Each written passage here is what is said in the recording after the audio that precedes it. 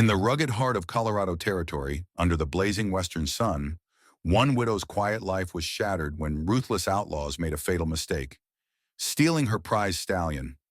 But what these dangerous men never imagined was that the horse they took was no ordinary animal. It was a weapon trained meticulously to turn their own evil against them. What unfolds next is a relentless pursuit through dust storms and gunfights, a clash between good and evil, as gripping as any classic John Wayne or Clint Eastwood Western. If you've ever cheered on the good guys in films like True Grit or Unforgiven, you'll want to stay glued to your seat for every electrifying moment of this tale. Don't miss the thrilling showdown that proves justice still rides tall in the saddle. And remember, folks, subscribe now to our channel to support these true American stories of courage, redemption, and frontier justice. The earliest rays of sun had barely crept into Moonrise Valley when the thunder of hooves broke the dawn's fragile stillness. Dust rose in copper-hued clouds behind a half-dozen riders, each armed and grim-faced, leading a golden stallion whose coat shimmered even in the faint morning light. From the porch of her modest farmhouse, its clapboard siding worn by years of harsh weather, Cassandra Blackwood observed them go with a kind of watchful calm. At 50 years old, her lined hands bore testament to decades of labor and sorrow, yet her posture was perfectly poised. The fleeing silhouettes vanished into the distance, but Cassandra's steel-gray eyes remained trained on the final swirl of dust, as though she could single-handedly will the riders back. What those men, members of Lawrence Finch's outlaw gang, did not realize was how terrible an error they had made. They believed they had stolen a prized stallion from a grieving widow who'd lost nearly everything else. The golden horse Orion was indeed the last major possession remaining from Cassandra's marriage to Elias Blackwood, a veteran-turned-rancher who had passed away from pneumonia some 3 winters back. Yet appearances could be dangerously deceptive. Orion was no ordinary horse, and Cassandra was no ordinary widow. She had not always been the quiet horse trainer settled at the edge of Moonrise Valley. Long before her life in that valley began, people in hushed saloons and among the dusty trails of the Highland Territory had whispered a different name for her: the Shadow Huntress. In the span of a single day, that name would matter again. The Finch gang had done more than commit mere theft. They had awakened an older, more formidable part of Cassandra's past. A woman who had chosen retirement and a simple life over further violence, but who still remembered every tactic ever used to hunt lawbreakers. While the rest of the valley might have considered Cassandra an unassuming rancher eking out a living after her husband's death, her real story was both longer and darker. For nearly 2 decades, she had been an unparalleled bounty hunter, known for her uncanny ability to track criminals like a wolf on the scent. She possessed an almost preternatural sense for reading clues in the dirt and the wind, for anticipating moves before her quarry even knew it would make them. And Orion, once an anniversary gift from Elias, was more than just a beautiful stallion. Over 3 years, Cassandra had trained the horse with sophisticated methods she had pioneered and refined back when she roamed the territory as the Shadow Huntress. The training was rooted in disciplines others often dismissed: subtle body language, coded signals only Orion would understand, and orchestrated behaviors that made the horse both a living messenger and a silent saboteur in any outlaw camp. The men who had stolen him would soon discover that Orion's loyalty was unbreakable, and that he answered only to Cassandra's cues. To treat him like ordinary stolen property was the gang's first grievous mistake, one of many. As the dust settled, Cassandra took a step inside her farmhouse. She barely glanced at the modest furniture or the kitchen table piled with unpaid bills. She made straight for the bedroom. There, buried under a patchwork quilt, was the cedar chest she had not opened since Elias passed. Its contents gleamed in the morning half-light: a pair of holstered revolvers, a carefully wrapped rifle, spare ammunition, and a black hat that had seen sun and rain over 1,000 miles of open range. When she closed the chest again, there was no more hesitation in her eyes. She had found her purpose again, and that purpose was now bound to Orion's recovery, and to rectifying one very foolish robbery. Outside, a brisk wind scoured the dusty yard, rattling the brittle leaves of a lone cottonwood. Cassandra stepped into the golden morning glow, her ranch boots pressing lightly into the hardened soil. She carried with her the well-oiled rifle once tucked away in that cedar chest. Leaning it against her shoulder, she scanned the emptiness around her property. On most days, she would welcome a morning's hush, the tranquility that gave her time to reflect on Elias's memory and plan out the horse training tasks that kept food on her table. But this morning's silence felt wrong, haunted by the echo of receding hoofbeats. Years ago, before settling here, her life had revolved around traveling from town to town, capturing men who believed themselves too elusive for the law. Some were gamblers who shot a man in cold blood, others bank robbers who left scorched towns in their wake. Yet all of them had one thing in common. They thought they could outsmart or outrun the legendary figure who tracked them. Known only by rumor, the Shadow Huntress was a ghostly presence on the frontier, arriving without warning and disappearing the moment her job was done. In truth, Cassandra had once thrived in that role, finding purpose in bringing criminals to face justice. When she met Elias, everything changed. He had been a quiet but brave rancher from an area near Harveston Creek, a man whose calm strength proved more compelling to Cassandra than any bounty or chase. They married, purchased this small homestead in Moonrise Valley, and settled into what Cassandra believed could be a life of genuine peace. Over time, the thrill of pursuit faded into memory, replaced by the day-to-day joys of honest ranch work, grooming horses, repairing barns, and occasionally driving cattle. In Elias, she had found both a partner and a reason to let go of her old identity. Yet here she stood, once more armed and resolute. A single act of theft had catapulted her back into a world she had consciously abandoned. She felt the old instincts stirring deep within. Her gaze traced the direction in which the Finch gang had fled. There was no question about what she had to do. Finch and his men believed they could terrorize farmsteads, loot what they wanted, maybe leave a warning dagger as a cruel gesture. In the hush of the early morning, Cassandra recalled finding that dagger in her bedpost, a silent declaration that she stay quiet or else. Had they discovered the truth of whom they were threatening, they might have chosen a different approach. "I'm coming, Orion," she murmured under her breath. She recalled the countless hours spent teaching him how to respond to coded whistles, how to interpret a light tap on the reins as instructions to flank a target, how to anticipate terrain changes before a rider could. That golden stallion was more ally than mere pet. She knew without a shred of doubt he was fighting his own battle of wills with those bandits. They would try to tame him, only to find themselves grappling with a horse that refused to yield unless Cassandra herself willed it. She had just swung a saddle onto her secondary mount, a sturdy buckskin mare named Aurora, when a solitary rider appeared on the horizon. Cassandra's sharp eyes swiftly recognized Sheriff William Huxley, a tall man in his mid-50s. Huxley had been the law in these parts for nearly a decade. His salt and pepper beard showed the strain of dealing with troublemakers and ranch disputes year after year. Cassandra waited as he dismounted, his gaze sweeping across her property, noting the open barn doors and signs of a scuffle. "I heard shots and shouting earlier," Huxley said without preamble. "Any truth to that rumor?" Cassandra nodded, politely but curtly. "Finch's gang.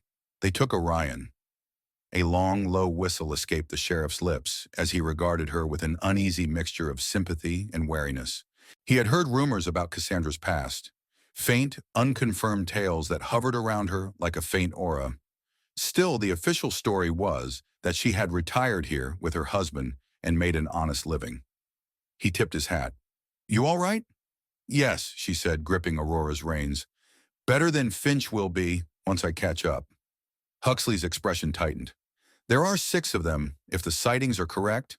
Finch himself is wanted for robbing the stage depot in Wayfarer Pass last month.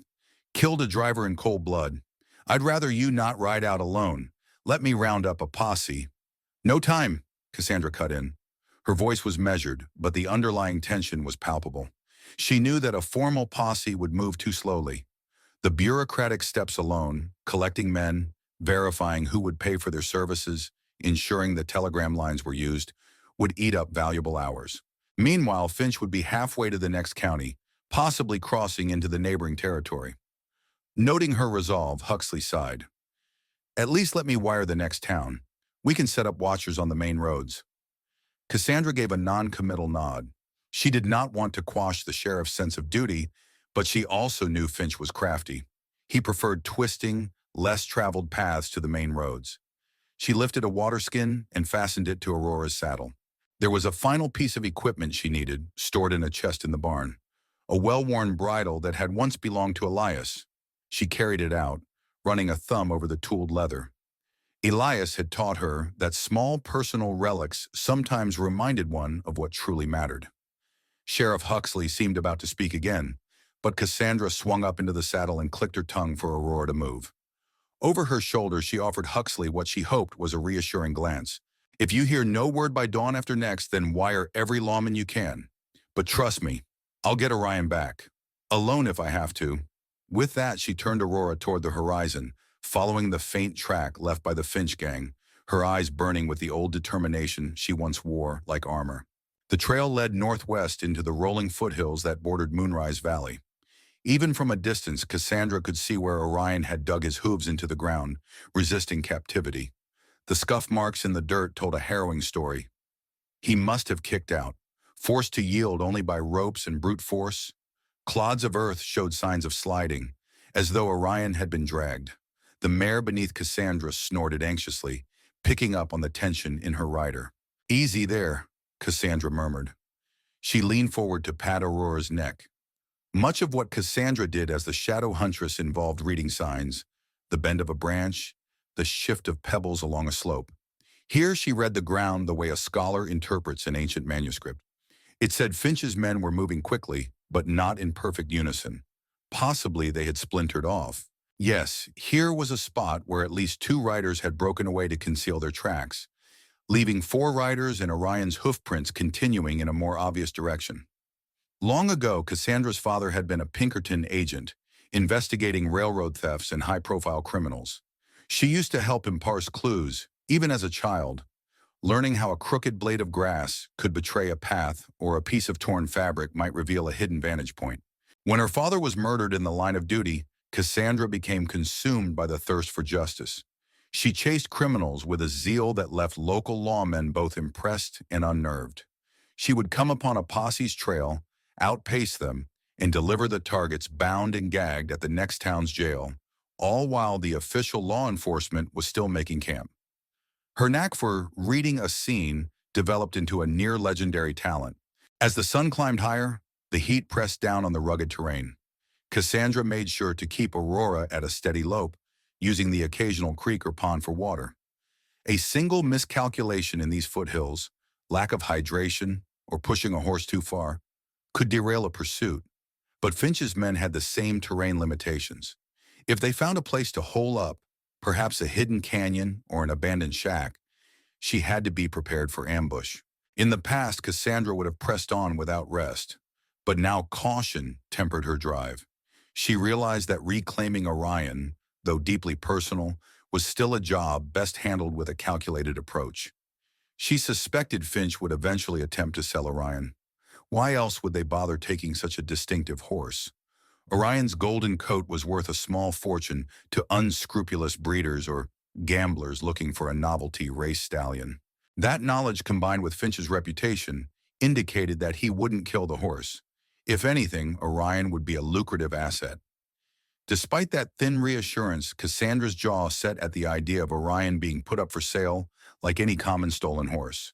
Elias had helped raise that stallion from a spirited colt. Cassandra had deepened that bond, forging it into something so strong that Orion could read her intentions through the slightest shift of her weight. She knew in her bones that as long as Orion still drew breath, he would never fully submit to Finch's control. He would fight back, if not by kicking out, then by employing the subtle sabotage Cassandra had trained him to enact. By late afternoon, the trail veered west into a rocky corridor flanked by tall pines and weathered boulders. Cassandra dismounted to examine a shallow impression of hoofprints near a small creek. Kneeling, she ran her fingers through the still damp earth. A fresh set of tracks overlapped Finch's group's prints. Heavier prints, probably a pair of riders leading pack horses. A surge of caution spread through her. This might indicate Finch had met up with an ally. Cassandra walked Aurora quietly along the creek's edge, her eyes darting to and fro. The angle of the sunlight suggested she had only a few hours before dusk. Making camp out here carried risks, but pressing on through the night might mean stumbling into an ambush. Just as she was considering her options, Aurora's ears flicked forward. Cassandra halted, straining to listen. Farther ahead, she thought she heard the echo of voices. The wind rustled the pines, occasionally muffling the sound, but her heightened senses had caught it. Someone was definitely speaking, perhaps even quarreling. Stepping with the care of a seasoned hunter, Cassandra led Aurora around a slight bend where the creek pooled. There, she glimpsed movement. 3 of Finch's men had dismounted, their horses tied to a half-fallen log. Orion wasn't with them, and neither was Finch himself. These must have been part of the original 6. They seemed to be laying low for reasons unknown. One man was cursing, arguing with the second about waiting here another damn night. The third, standing by a tree, spat into the creek and glowered at both. From behind a thick trunk, Cassandra considered confronting them right then and there. But she saw no sign of Orion, and these men might not even know where Finch was now. Yet they could have useful information. Her mind raced through possible strategies, whether to ambush them or eavesdrop from a safer vantage. Deciding that knowledge was more critical than immediate confrontation, she looped Aurora's reins around a sturdy branch deeper into the cover of dense brush. Moving with cautious steps, Cassandra circled closer until she was near enough to catch fragments of the outlaw's conversation. Finch is meeting that ranch buyer," one said, tossing a twig into the creek. "He said 2 days, maybe 3, before we cross the border." "That horse better fetch real money," grumbled another. "Heard folks say a palomino like that can go for 1,000 easy. More if he's got special training." Cassandra's pulse quickened. So Finch had a buyer lined up, possibly someone willing to pay handsomely for Orion. That also meant they might be heading to a rendezvous point known for such dealings, a place beyond the typical borders or near some frontier settlement. She ducked lower when one of them glanced toward the trees. If these 3 were here, it suggested Finch might have sent them ahead or behind as a fallback or extra layer of security. If Cassandra spooked them too soon, they'd alert Finch that someone was on his trail. For now, secrecy was her ally. For Orion's sake, and to catch Finch unawares, she needed every advantage she could get. Quietly retreating from the creek bank, Cassandra returned to Aurora, her mind abuzz with fresh intel. Finch had arranged a sale for Orion in a couple of days. That knowledge told her their approximate timeline. She also gleaned from the conversation that the men expected to cross a border soon, likely the boundary between the Highland Territory and the southwestern ranching districts. $1,000 or more for a single horse was no small sum, even in these parts. That kind of money typically attracted bigger players, wealthy land barons, unscrupulous racing enthusiasts, or even certain black market dealers who specialized in stolen livestock. As she led Aurora up a sloping ridge, Cassandra thought back to the days when she first recognized Orion's potential. He had been a feisty colt, prone to bucking off stable hands who tried to break him. Elias had admired that fiery spirit, insisting that, with patience, Orion could become the finest mount in the territory. Cassandra had agreed, but she secretly saw an even deeper potential. She spent countless hours not just teaching Orion to submit to a saddle, but to interpret signals that were borderline imperceptible. An extended shift of her hip, the lightest tension on the reins, or a vocal cue masked by a cough. Over time, Orion became almost an extension of her own instincts. Now, as the sky turned orange and the sun dipped behind the peaks, Cassandra considered the risk of continuing her pursuit at night. Finch's men might be patrolling, and the darkness would hinder her ability to track them. Yet time was of the essence. If Finch managed to deliver Orion to that buyer, reclaiming him could become infinitely harder, especially if the buyer's operation was large and well guarded. She opted to find a discreet spot to set up a minimal camp, hidden from prying eyes. The place she chose was beneath a half-circle of rock that formed a natural shelter. A slender pine provided some additional cover. After ensuring Aurora was secured and comfortable, she lit a small, contained fire, just enough heat to brew a cup of coffee and ward off the night's chill. The dark hours in the wilderness often unspooled Cassandra's memories with merciless clarity. Tonight she recalled how she once had to track a trio of outlaws across a winter-locked mountain range. She'd nearly lost her life in that pursuit, but her skillful horse, an old sorrel mare back then, saved her by detecting a dangerous slope before Cassandra did. That old mare wasn't half as trained as Orion was now. Orion's capabilities had surpassed anything Cassandra thought possible. She dreaded the idea of Finch's men misusing that brilliance, forcing Orion into some criminal scheme that exploited his strengths. Staring into the small fire, Cassandra felt torn between anger and a colder sense of resolve. The anger said it was personal. Finch had broken into her space, violated her sanctuary, and stolen something far more precious than gold or coin. But the resolve reminded her of the vow she made when she hung up her guns to live a peaceful life. Violence is never the first choice, but justice sometimes demands you act. Tomorrow she would move at first light, track down whichever path Finch had taken. She suspected that if these outlaws were splitting up, she might be able to pick them off in smaller groups until she cornered Finch. With that plan in mind, she banked the fire, rested her head on a makeshift pillow of saddle blankets, and let her eyes close. Despite the swirl of thoughts, she had learned long ago how to snatch moments of sleep in dangerous territories. She drifted off with images of Orion galloping free across the valley, a vision she prayed would become reality once more. Morning arrived colder than she expected, with a thin crust of frost glittering on fallen leaves. Cassandra quickly broke camp, leaving as little trace behind as possible. After saddling Aurora, she skirted northward, guessing that Finch's route to a clandestine sale might wind through lesser-known passes. Her intuition guided her to a narrow ravine that opened up onto rolling meadows, perfect territory for traveling discreetly yet swiftly. As she ventured deeper, she found small indicators, a bent stalk of grass here, a faint hoof scuff there. The confidence in her strategy grew. It helped that Orion's tracks were unmistakable. His hooves bore a specific shape from years of refined shoeing, a testament to the care Cassandra invested in every facet of his well-being. She had personally forged the special shoes for him, ensuring they accommodated his conformation in stride. No ordinary blacksmith would have recognized these nuances, but the trail abruptly vanished on a rocky stretch that gave nothing away. Frustrated, Cassandra reined Aurora to a halt. Just as she was debating whether to circle back, she heard the distant crack of gunfire, a single shot echoing off the rock walls. She froze, listening hard. No immediate second shot followed. Instinct told her it was close enough to investigate and might be related to Finch. She dismounted, leading Aurora down a rocky ledge and through a cluster of stunted pines. Peering around a boulder, she saw a small clearing. A lone figure lay prone on the ground, clutching at his shoulder, while a second figure on a horseback seemed to be rushing away. Cassandra recognized neither as Finch or his immediate crew. The injured man called out, voice trembling in pain, "Stop! You no good!" But the departing rider had vanished into the scraggly pines. Cassandra's sense of decency overrode her caution. Slinging her rifle across her back, she approached, hands visible. The injured man tried to roll over, his face twisting with agony. He was middle-aged with a rough beard and tattered clothing, and from the quick look she stole at his gear, a small-time horse trader or prospector perhaps. She crouched beside him. "Let me see." He winced but let her check the wound. A bullet had grazed his left shoulder, leaving a bloody furrow. Nothing appeared broken, and the bleeding was moderate. Cassandra fetched a linen cloth from Aurora's saddlebags and pressed it against the wound.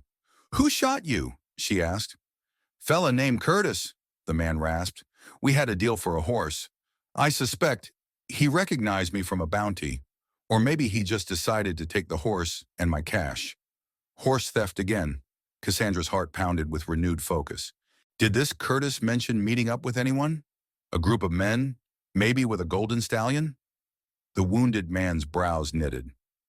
"Might have said something about hooking up with Finch's boys," he gasped. "He heard they got a prime palomino, a real star. Word travels fast if the horse is fancy enough." Cassandra pursed her lips. Rumors of Orion's capture were already spreading. Time was running short. After bandaging him and offering water, she helped the man find shelter beneath an overhang. She urged him to stay put until he could travel again, or until help chanced upon him. Part of her wanted to do more, but Orion's plight, and the potential for further violence, drove her forward. Ascending a steep ridge, Cassandra paused to survey the terrain below. Pine forests stretched like a patchwork quilt, broken only by occasional outcroppings of rock. The air was crisp, carrying the faint tang of sap. She considered the wounded man's revelation. Orion was becoming a talked-about commodity. Finch might already be in negotiations, or he might be waiting for a bigger buyer. Either way, the more people heard of a rare golden stallion, the more complicated this chase could get. A flicker of movement among the trees caught her attention. Three riders were making their way along a winding trail, nearly a mile off. Cassandra raised a small spyglass to her eye. They were definitely armed, and she recognized one from the group she had seen near the creek the previous day. Good. She was on the right track. If Finch wasn't with them, he wouldn't be far. She guided Aurora along an adjacent ridge, keeping enough distance to remain unseen. The ground underfoot was treacherous, loose gravel that shifted with each step, risking a telltale cascade of stones that could betray her presence. But her caution paid off. She managed to follow the riders without drawing their attention, at least for now. Eventually, the trio stopped at a dilapidated lime shack, likely a relic from when ranchers used to run cattle in these parts. They dismounted and Cassandra ducked behind a dense thicket of junipers, quietly tethering Aurora. One of the riders took position outside, scanning the landscape. Another disappeared inside, possibly to check if anyone had used the shack. The third sat on a log, rummaging through a saddlebag as if looking for a meal. Cassandra steadied her breathing, considering her next move. A direct assault could be risky, especially if the one inside had a clear vantage. Yet waiting might yield further clues about Finch's whereabouts. She inched around to the far side of the shack. Loose boards and a cracked window gave her a partial view of the interior. Her heart lurched. In the dim interior light, she spotted Orion, roped near an old feed trough. Finch wasn't there, but Orion was. The stallion showed signs of struggle, flank muscles twitching, ears pinned back. One rope was tied around a support beam to keep him from moving freely. Cassandra clenched her jaw. The sight of her beloved horse bound in such a run-down place ignited a cold fury within her, but she forced herself to remain calm. Storming in at the wrong moment could endanger Orion if these outlaws panicked. The voice of one of the outlaws drifted through the gap in the boards. Boss said he'd be back by nightfall. He's meeting that ranch buyer along the foothills. We just got to keep watch. Don't let the horse get spooked. The mention of Finch confirmed Cassandra's suspicion. Finch himself was off finalizing the deal. For all she knew, he might be returning with more guns. She suppressed the urge to immediately free Orion, deciding it might be best to pick her timing carefully. If she could handle these three quietly, she could abscond with Orion before Finch returned with reinforcements. But if she messed this up, Finch would arrive to find half his men down and might retaliate by killing Orion out of spite. Cassandra waited, pressing her back against the weathered wall, listening for any hint of the outlaw's routine. Minutes stretched, each laden with the tension of possibility. Finally, the one on guard outside called to his companion near the log, complaining that he needed to check on the horses tethered around the back. The man by the log grunted, packed away his meager lunch, and trudged around the shack to cover the front. That brief transition, where they swapped guard positions, was a seam in their vigilance. Seizing the moment, Cassandra edged toward the rear corner of the shack. A single horse stood there, presumably the guard's mount. Another, presumably belonging to the inside man, was tied near a scraggly bush a little farther away. Her instincts told her that a swift, silent takedown of the outside guard could shift the balance. She removed the small, well-balanced throwing knife that Elias had once gifted her, a relic of her bounty-hunting past. Steadying her stance, she peeked around the corner. The guard was fiddling with his saddle girth, his back turned. Drawing on years of skill, Cassandra threw the knife in a precise arc. It struck the man's side with a dull thud, causing him to crumple. Rushing forward, Cassandra clapped a hand over his mouth to stifle any cry. She pulled the knife free. He was wounded, not killed, and pressed him to the ground. Panic filled his eyes, but the pain likely overwhelmed his desire to struggle. "Make a sound," she whispered harshly, "and the next blade goes through your throat." He nodded shakily, sweat beading on his brow. Cassandra quickly tore a strip from his shirt to bind his mouth, then used rawhide from his saddle to bind his hands and feet. Within moments, she dragged him behind a cluster of junipers. She could hear the second man, by the log, muttering to himself about how dull guard duty was. Satisfied that her captive was secure, Cassandra crept around to the front. Now the second man was leaning against the shack's wall, humming an off-key tune. Cassandra edged along the ground, hoping to avoid any squeaking boards. Suddenly, a rusted shovel, propped precariously near the corner, clattered to the ground. The man's head whipped around. "Who's there?" he barked, hand flying to his pistol. Cassandra launched herself forward, knocking his arm up as he fired. The shot went wide, splintering a board in the shack's roof. In the confined space, the noise echoed like thunder. She jabbed her elbow into his gut and felt him double over. Before he could raise his weapon again, Cassandra wrenched the gun from his grip and aimed it at his face. "Where's Finch?" she demanded through clenched teeth, keeping her voice low but forceful. He spat blood, scowling. "He'll kill you for this." A tremor ran through Orion inside the shack. The stallion must have heard the gunshot. Cassandra's urgency spiked. She considered knocking the man unconscious, but the mention of Finch's lethal nature reminded her that time was short. She pressed the pistol to his temple. "Answer me." "Meeting a buyer by sundown," he hissed. "Some big rancher from the south. That's all I know." With a swift motion, she struck him behind the ear, dropping him into a dazed heap. The confrontation had likely alerted the third man inside, but Cassandra had no intention of giving him the advantage. Cassandra steadied her racing pulse. One more outlaw waited inside with Orion. She couldn't risk a barrage of gunshots near a stallion half-tied in a flimsy structure. If bullets started flying wildly, Orion could be hurt or bolt and injure himself. As she inched toward the gap in the wall, she felt the boards vibrate. Someone was moving fast inside, perhaps repositioning for an ambush. Peering through a crack, she saw the outlaw crouch behind a toppled shelf, aiming a rifle at the shack's entrance. Orion was in his line of fire if anyone walked straight through that door. Cassandra frowned. Barging in would be disastrous. She looked around for another point of entry. Toward the shack's far side was a missing plank, just wide enough to slip through if she approached low. Careful not to knock any loose wood, she maneuvered around the structure. Adrenaline pumped through her veins. If Finch's man realized the others had been subdued, he might decide to shoot Orion rather than risk losing the valuable horse. Cassandra refused to let that happen. She lowered herself, crawling through the gap on her elbows. The interior smelled of musty straw, old hay, and stale tobacco. Shadows danced in the corners, lit by a single kerosene lantern on a rickety table. There, Orion stood tethered to a post. His eyes flashed with alarm at the intrusion, but he remained still. Cassandra spared him a calming look. The outlaw was behind the shelf across from her, muzzle trained on the door. From her angle, she could see that his finger was white-knuckled on the trigger.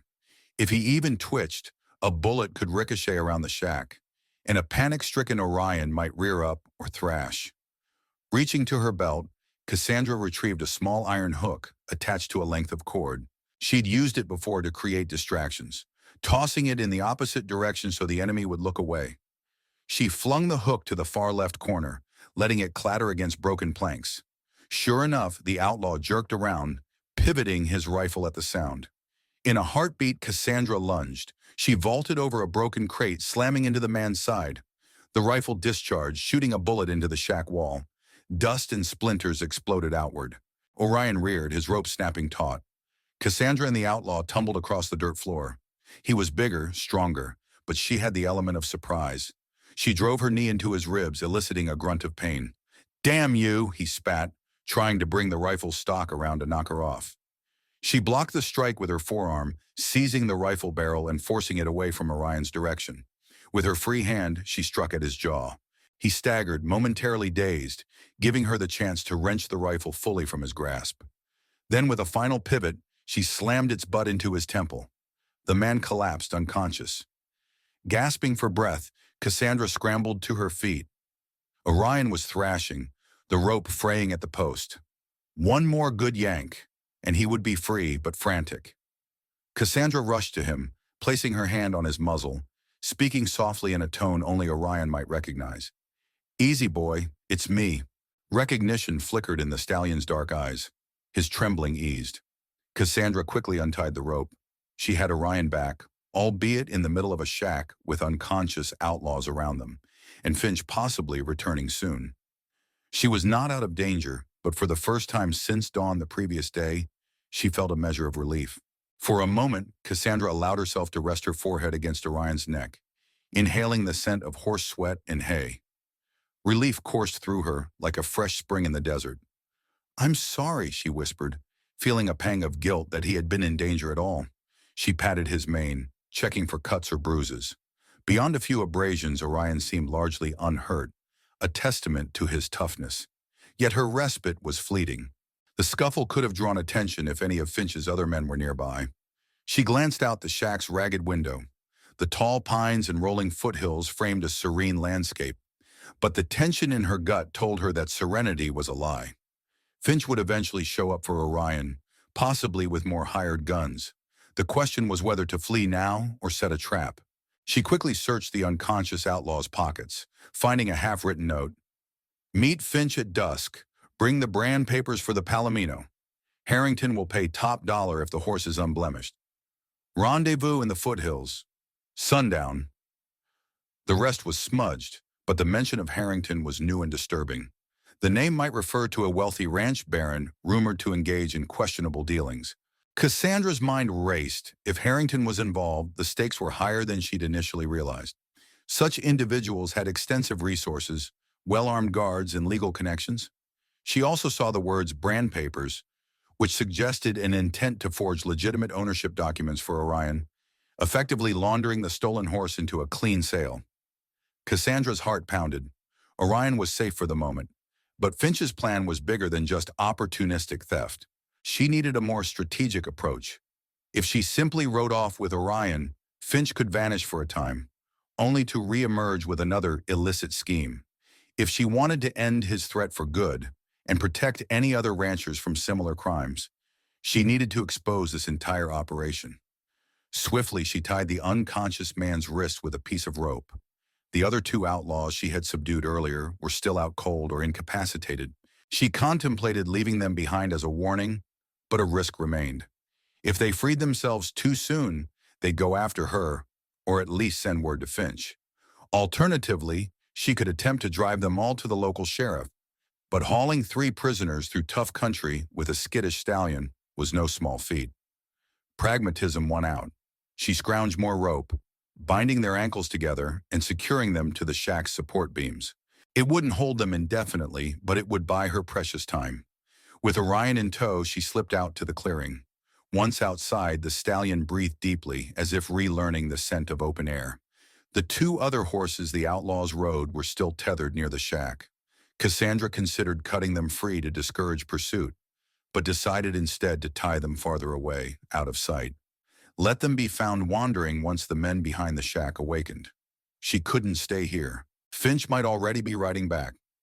Gathering a stolen horse was one thing. Setting up a second operation with brand forgeries and a big buyer was another. She needed to see if there was a bigger ring involved.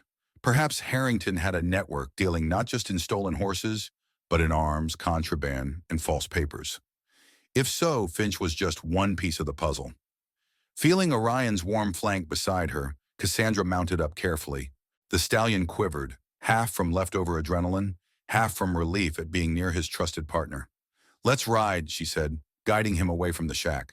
Together, they would figure out what Finch and Harrington were really up to and ensure no one would dare steal Orion again.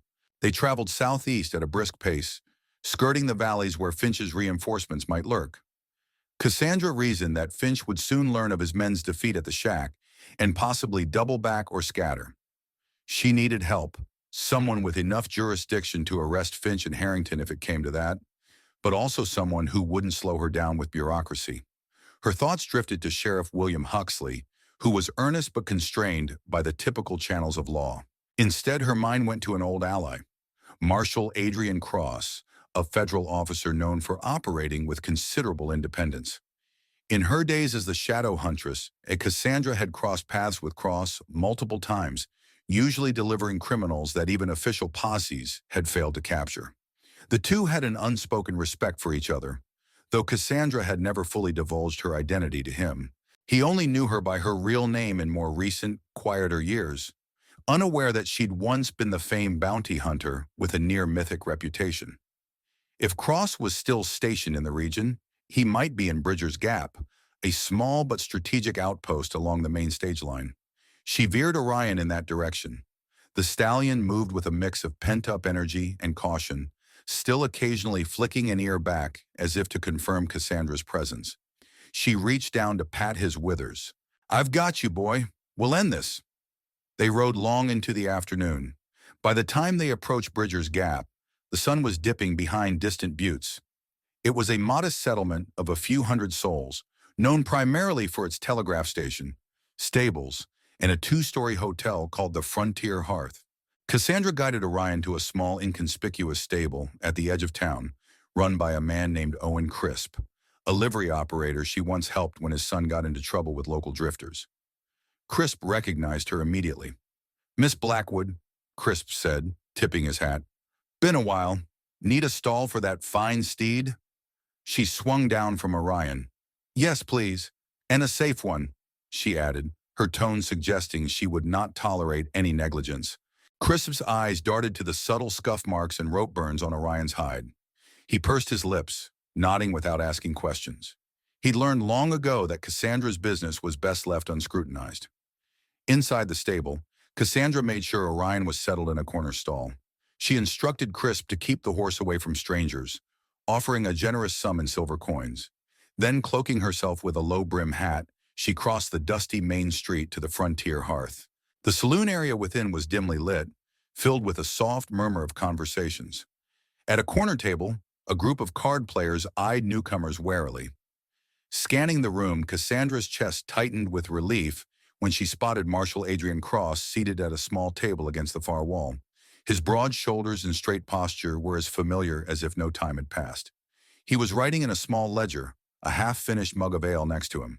"Marshal," she said quietly, taking a seat across from him without waiting for an invitation. Cross looked up, surprise flickering across his stern features. "Mrs. Blackwood." He closed the ledger. "Can't say I expected to see you in these parts." She leaned in, keeping her voice low. "I'm here on urgent business. Lawrence Finch and possibly bigger fish, someone named Harrington, are planning to move stolen horses across territory lines. They might have forged brand papers. It goes deeper than your standard theft. I believe there's a network, and Finch is at the core." Cross's expression darkened. "Harrington, you say? I've heard rumblings, but nothing concrete. You have proof?" "Not enough for a judge's gavel, but enough for me to bet my life on it. I need your help. Finch is meeting Harrington's buyers at sundown soon, and if we don't stop him, he'll vanish. Orion was part of it, but I got my horse back. Still, there could be more stolen stock or other contraband." Cross studied her for a long moment. He tapped his fingers on the table. "You've always had a knack for picking up the nastiest cases, Cassandra." She didn't respond directly, only lifted her gaze with a determined glint. "Are you in, Marshal?" Marshal Cross drained the last of his ale and stood, hooking his thumbs into his belt. "If Finch and Harrington are working together, it's serious. I can wire for extra hands, but half of them might be compromised if Harrington's bribing local officials. We'll have to tread carefully." Cassandra nodded. She recalled rumors that Harrington maintained connections deep within local bureaucracies, making him nearly untouchable by standard legal means. "We need to catch Finch red-handed with the forgeries or the stolen horses. Then maybe we can force him to testify against Harrington." Cross motioned for Cassandra to follow him outside. The late sunset glow cast elongated shadows across the dusty street. "A direct assault would be unwise," he said. "Finch's men can hole up in those foothills and pick us off. I've tangled with a few of them already. They're scattered but still dangerous." Cassandra exhaled. "However, I've got an edge." "Orion." Cross gave her a puzzled look. "A horse?" She hesitated. This was the line between revealing her specialized training methods and maintaining some mystique. "Orion isn't just any horse. I've taught him things. Things that can disrupt an outlaw camp from the inside. Cause confusion. He can buy us time if it comes down to it." Though skeptical, Cross simply nodded. "Then here's what we do. We ride at first light toward the old Claremont trails. My intel says Finch's group uses that route to avoid main roads. We cut them off or drive them into a box canyon. Once cornered, we separate Finch from his men, nab the evidence. Without Finch, Harrington might be forced to show his hand to rescue his investment." Cassandra's lips thinned. She recalled how Finch had systematically stolen from small ranches and stage lines. each time leaving no witnesses. The impetus to stop him burned hot. "First light it is," she agreed. "I'll be at Crisp's stable. We can meet at the east end of town." Cross tipped his hat. "I'll gather a couple of reliable deputies who haven't been bought. In the meantime, keep your head low. Harrington's eyes are everywhere." Cassandra made her way back to the stable, where Crisp was brushing Orion's coat. The stallion seemed calmer, though he let out a huff of annoyance, as if to say he disliked staying indoors.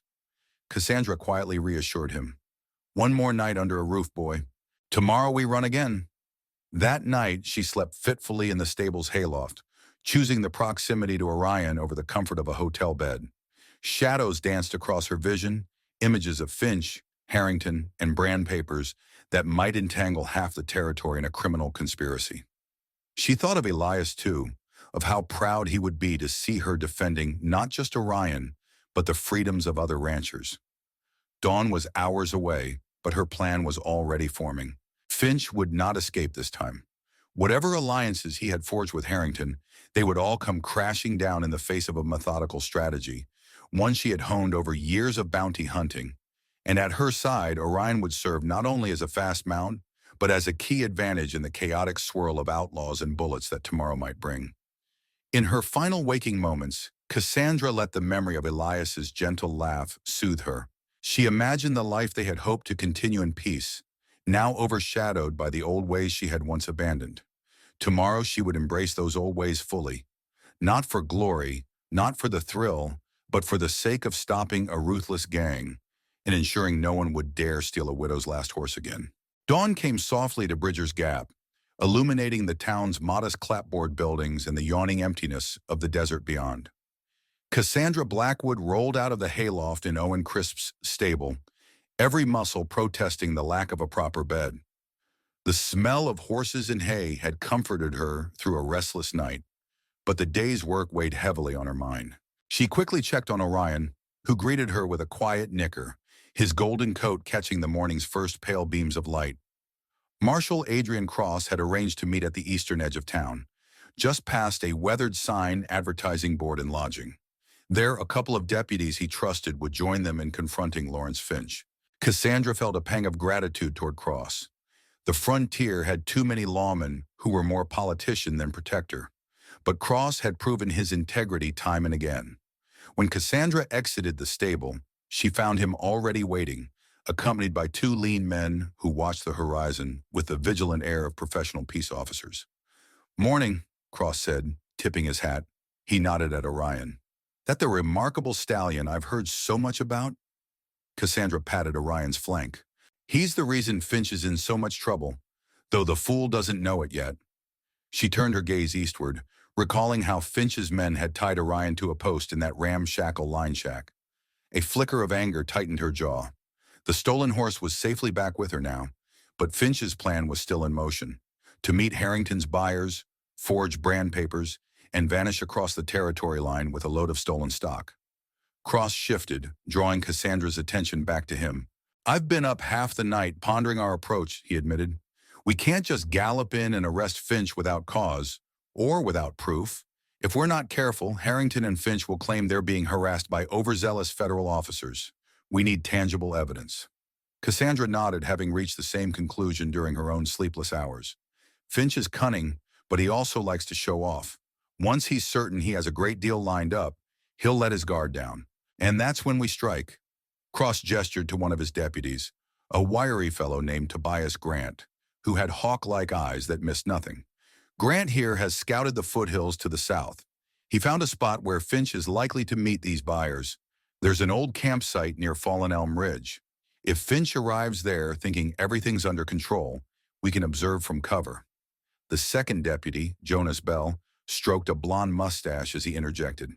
"We'll need a plan to keep Finch's men from spotting us. The moment they sense an ambush, they'll scatter like roaches." Cassandra checked Orion's cinch, ensuring it was snug. "That's where my horse can help. If I send Orion ahead, he'll mingle with whatever herd Finch has ready to showcase, appearing like a stray. I've trained him to create small disruptions, flicking open gates, startling the other horses at strategic moments. We can step in once confusion reigns." A shadow flickered across Cross's face, as though the idea of using a horse for infiltration tested even his liberal notions of frontier justice.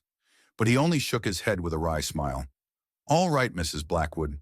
I've learned better than to doubt you." In truth, Cassandra understood his skepticism. It wasn't every day one saw a horse employed as a kind of inside man. Yet that was exactly what Orion was. She had imbued him with more than just discipline. She had taught him cunning. And if Finch had set up a meeting for brand forgeries and a sale, there would be plenty of moments for Orion to exploit. "Let's head out," she urged. "Every hour we wait is another hour Finch has to fortify his position or slip away." With that, Cassandra swung into Orion's saddle, and the group set off along a dusty trail that wound through stunted mesquite trees and looming rock formations. Sunlight glinted on tin rooftops as Bridger's Gap receded behind them, and with it, the last vestiges of civilized predictability. Ahead lay a labyrinth of canyons and ridges where Finch's plan might unfold, or be crushed under Cassandra's relentless pursuit. They rode until the sun was high, passing through barren stretches of wind-sculpted sandstone where lizards darted under rocks for shade. The route Marshall Cross had chosen diverged from the main roads, meandering in a zigzag that minimized their chance of detection. They paused only briefly to water the horses and double-check supplies. Occasional vantage points allowed Deputy Grant to scan the horizon with a spyglass, searching for movement that could signal Finch's patrols. Fallen Elm Ridge, according to Grant's intel, was an elevated patch of terrain dotted with dead or dying elms, twisted and half-toppled by years of harsh winds. There, a network of game trails converged, making it an ideal spot for clandestine deals. Cassandra's mind cycled through scenarios. Finch might bring half a dozen men, or he might come alone, confident that Harrington's prestige would keep any lawman away. Either way, she had to ensure Finch's capture resulted in more than just a scuffle. She needed the evidence that tied him to Harrington, or at least compelled him to testify about the stolen horses. Cross broke the silence. "I heard rumors that Harrington's men have started bribing telegraph operators up north. It seems he's expanding beyond just horse theft into shipping and mining claims." He shook his head. "If Finch is part of a bigger scheme, we've only scratched the surface." Cassandra's stomach sank at the thought. She recalled how Finch's underlings talked about brand papers and large sums of money. Stolen horses might be the tip of the iceberg if Harrington had broader ambitions, perhaps controlling trade routes, blackmailing local ranchers, or even monopolizing entire sections of the territory. "Then we can't just pin Finch for a minor offense," she murmured. "We need enough leverage to see Harrington fall with him." They crested a small rise, revealing a narrow valley below, where scrub brush and jagged rocks dotted the landscape. Cassandra squinted at a distant silhouette, a small cabin, maybe an abandoned trapper's hut. She gestured for them to stop. "Look," she said, pointing. Deputy Bell raised an eyebrow. "Could be a hideout." Marshal Cross studied it a moment. "Let's circle around. See if it's occupied. We can't risk an unknown threat at our backs when we move on Finch." Moving carefully to avoid kicking loose stones, they approached the cabin from behind a cluster of boulders. A single wisp of smoke curled from what might have been a crude chimney. As they drew closer, they heard a faint cough, then the muffled cry of someone in pain. Cassandra dismounted, leaving Orion ground-tied, a command he obeyed without flinching. Inside the cabin, a young woman with sunburned cheeks and tangled hair was tending to an older man whose leg was wrapped in a bloody bandage. The man let out a ragged breath. When Cassandra knocked softly on the splintered doorframe, the woman whirled around, eyes wide. "We're not outlaws," Cassandra assured in a low voice, raising her hands in a gesture of peace. Behind her, Cross and the deputies hovered. The woman, who introduced herself as Agnes Dalton, explained that the older man, Jed Dalton, was her father. He had been wounded days earlier, shot by unknown riders who tried to steal their mule. They'd managed to stumble here, but the bullet was still lodged in Jed's leg and infection threatened. Marshal Cross stepped forward, kneeling beside the makeshift cot. "We have some medical supplies," he said gently. "Might not be enough for surgery, but let's see what we can do." While the deputies fetched a small kit from their saddlebags, Cassandra asked Agnes about any suspicious activity. The mention of multiple armed riders made Agnes's eyes flicker with fear. "Yes," she said, voice trembling. "I saw a group passing by 2 nights ago. They looked like they were in a hurry, headed west. I heard one call the leader Finch. Cassandra's heartbeat quickened. Finch was closer than they realized, and if he was heading west, he might be approaching Fallen Elm Ridge from the other side, positioning himself for that meeting. Time was already running short. They spent the better part of an hour helping the Daltons. Jed's wound was infected, the bullet lodged just above the knee. Tobias Grant, one of Cross's deputies, proved surprisingly adept at field medicine. With unwavering patience, he sterilized a knife over a small flame and extracted the bullet while Agnes held her father's hand. Jed's groans echoed in the cramped cabin, but the procedure ended without complications. Cassandra offered what little antibiotic powder she carried, gleaned from her own experiences treating horse injuries and the occasional bullet graze in her bounty hunting past. She gave Agnes explicit instructions on cleaning and dressing the wound. "Make sure he drinks plenty of water," she said softly, "and keep the fire going at night so he doesn't chill." Agnes's eyes shone with gratitude. I don't know how to thank you." She hesitated, then added, "We've got a donkey out back. She's old but sturdy. You could use her or sell her for supplies." Cross placed a gentle hand on Agnes's shoulder. "We have enough horses. Keep the donkey. You might need it to move your father to better shelter once he's stable." As they prepared to leave, Jed managed a weak smile, his voice hoarse. "You folks watch yourselves. That Finch, he's lethal. Heard he's got a nasty reputation, and if Harrington's backing him, you're tangling with powerful men." Cassandra exchanged a look with Cross. They were no strangers to men of questionable power. "We will," she said resolutely. "Just focus on healing." They departed under a blazing sun that stood near its zenith. The encounter with the Daltons weighed on Cassandra's conscience. It was yet another reminder that Finch's ruthlessness was already harming ordinary people who had no stake in his schemes. She glanced at Orion, whose ears flicked forward every time a breeze rustled the sparse grass. A horse might not grasp the intricacies of human greed, but Orion sensed the tension rippling through the group. Soon the land transformed from stony outcrops into gentler slopes covered with tufts of grass. A distant line of elms, most of them stripped bare of leaves, marked the beginning of Fallen Elm Ridge. Cassandra felt her pulse quicken. Here was where Finch likely planned his meeting. They needed to proceed with utmost caution. One slip, and Harrington's men might vanish into the labyrinthine canyons, taking Finch's testimony or brand forgeries with them. Marshal Cross called a halt in the shadow of a rocky bluff. From here, a narrow trail led to the ridge's plateau. "We'll go in on foot," he said, dismounting. "Grant, you circle north. Jonas, you take the southern approach. Mrs. Blackwood and I will watch from the main vantage." "And Orion?"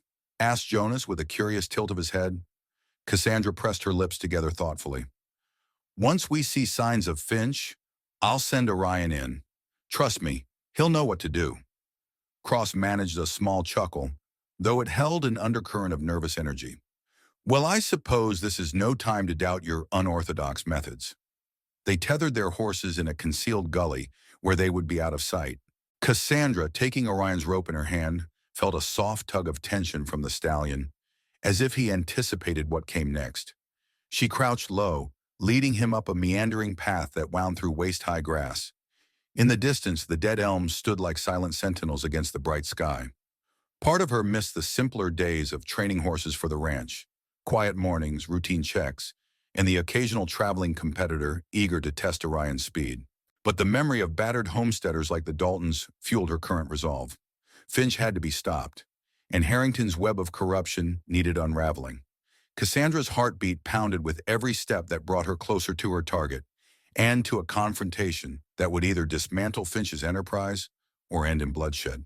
Shifting winds carried the faint scent of gun oil, manure, and something far less definable, a tense undercurrent only Cassandra's years of tracking could detect. She and Cross crouched behind a cluster of juniper shrubs on a slight rise overlooking the plateau. It provided a fair view of the clearing among the dead elms, where scattered rocks and dried logs offered minimal cover. Grant had taken to the north side, and Jonas to the south, effectively flanking the area.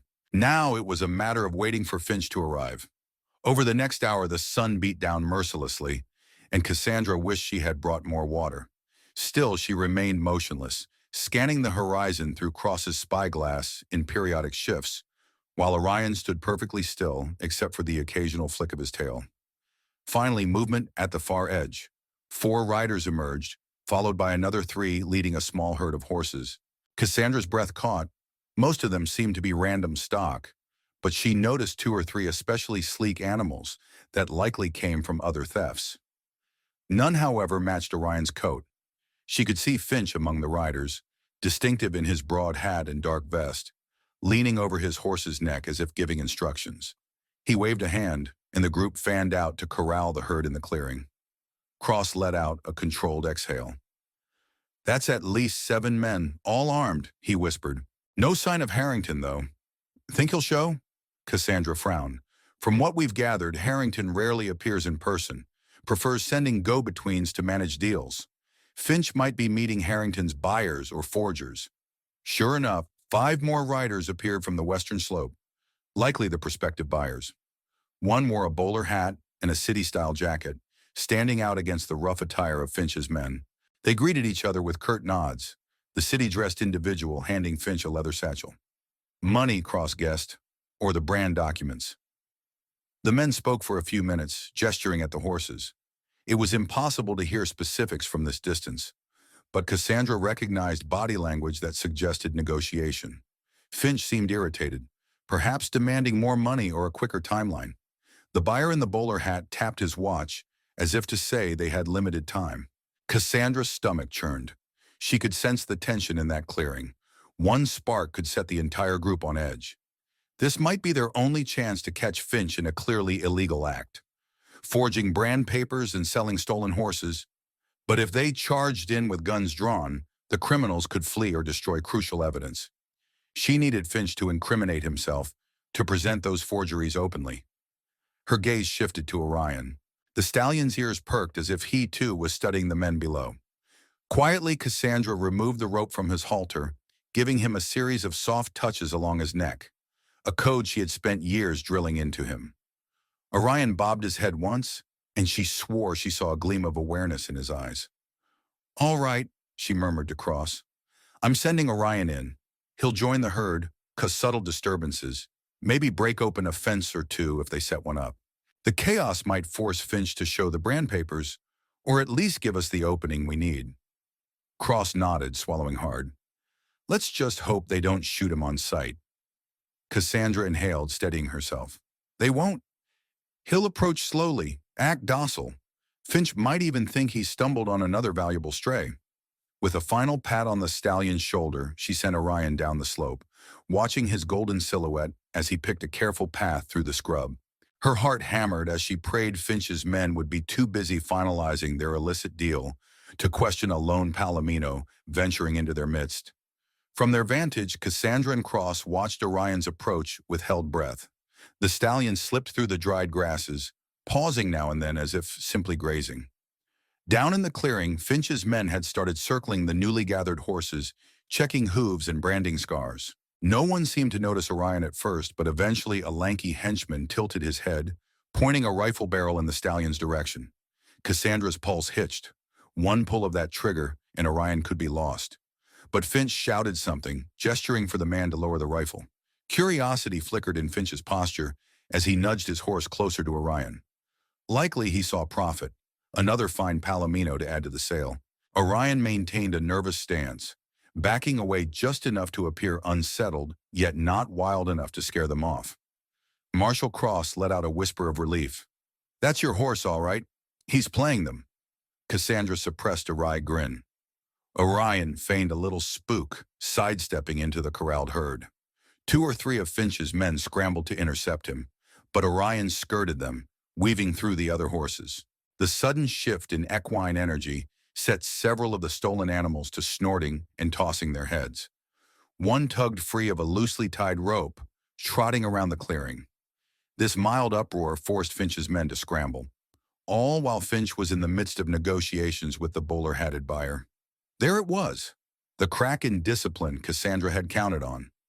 Finch turned away from the buyer to shout orders, revealing a hint of panic. Another henchman hurried to secure the rummaging horse, nearly colliding with a stack of crates.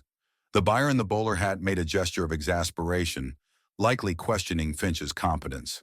"Look," Cross breathed, pointing. Finch pulled a document from his vest, a set of folded parchments that he thrust at the buyer. Even at this distance, Cassandra guessed it had to be the brand forgeries. The buyer scanned them, looking skeptical, and Finch stabbed a finger at the papers as though emphasizing authenticity. Cross gripped Cassandra's arm. That's our proof. If we can get those papers, and maybe the money exchange on record, we can charge Finch for horse theft, forgery, and more. Not yet, Cassandra murmured, resisting the impulse to leap up. We need them to finalize that deal so there's no doubt. Meanwhile, Orion performed the next phase of his training, circling behind one of Finch's unsupervised men, who was about to retether a stray mare. With a deft nip at a rope and a twist of his neck, Orion loosened the knot around the mare's halter.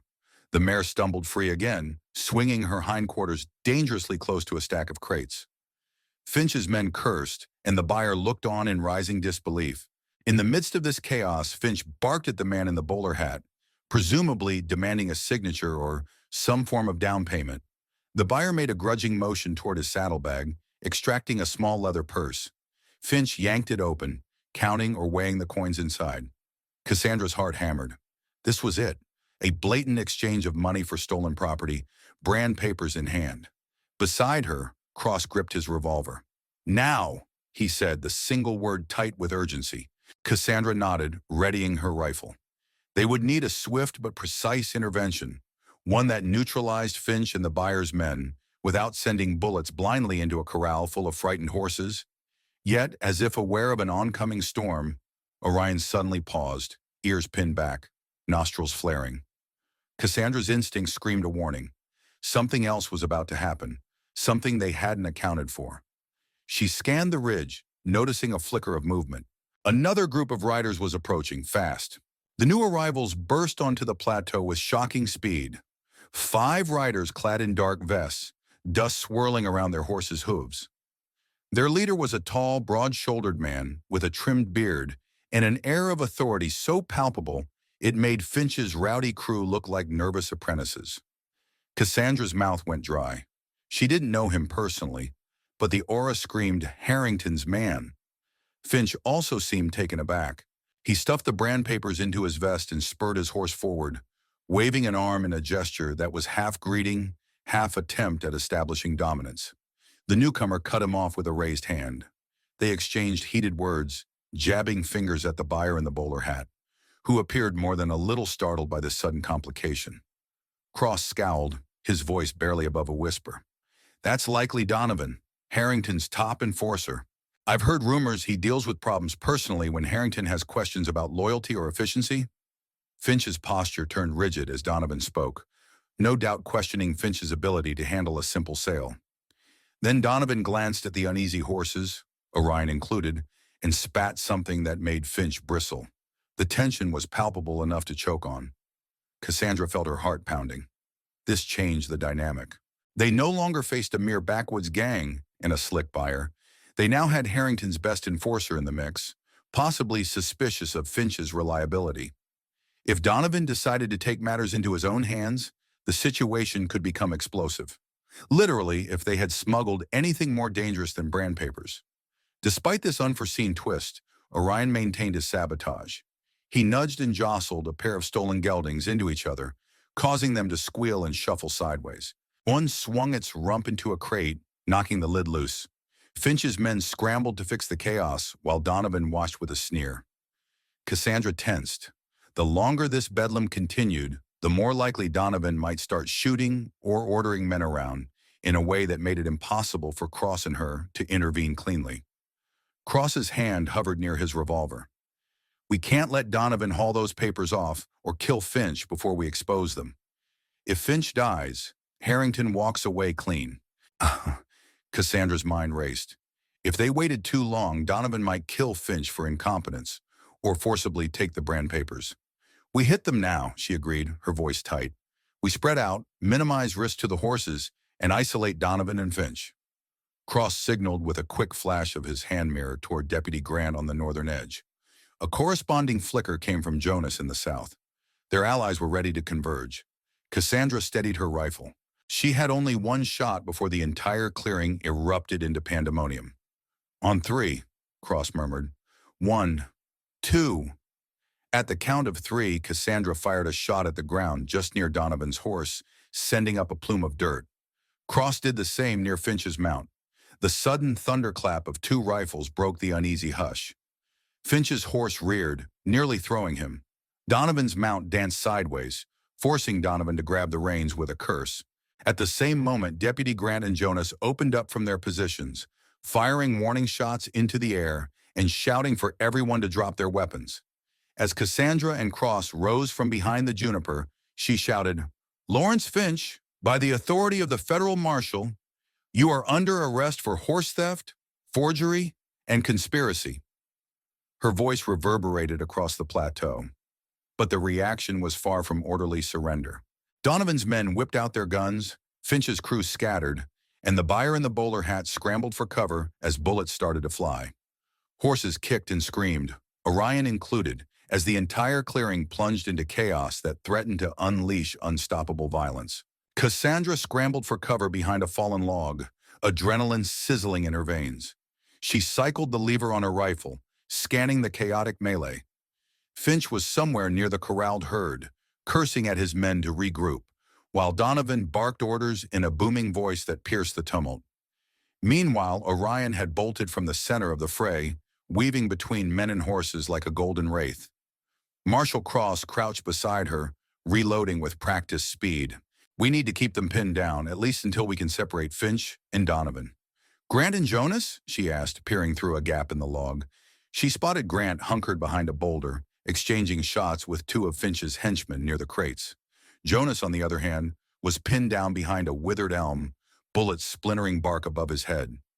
Cassandra inhaled sharply, aimed, and fired. Her shot clipped the shoulder of one of Finch's men, sending him spinning to the ground. She felt no elation, only grim necessity. One threat down, but still too many left. Donovan's men exhibited a disconcerting discipline, moving in pairs to flank. This was no ragtag bunch. They had military-like precision. A bullet whizzed overhead, thunking into the log. Cross ducked. "We can't let them surround us," he hissed. "Jonas is about to be overrun." Cassandra nodded. "Cover me." Cross provided rapid suppressing fire, forcing Donovan's men to keep their heads low.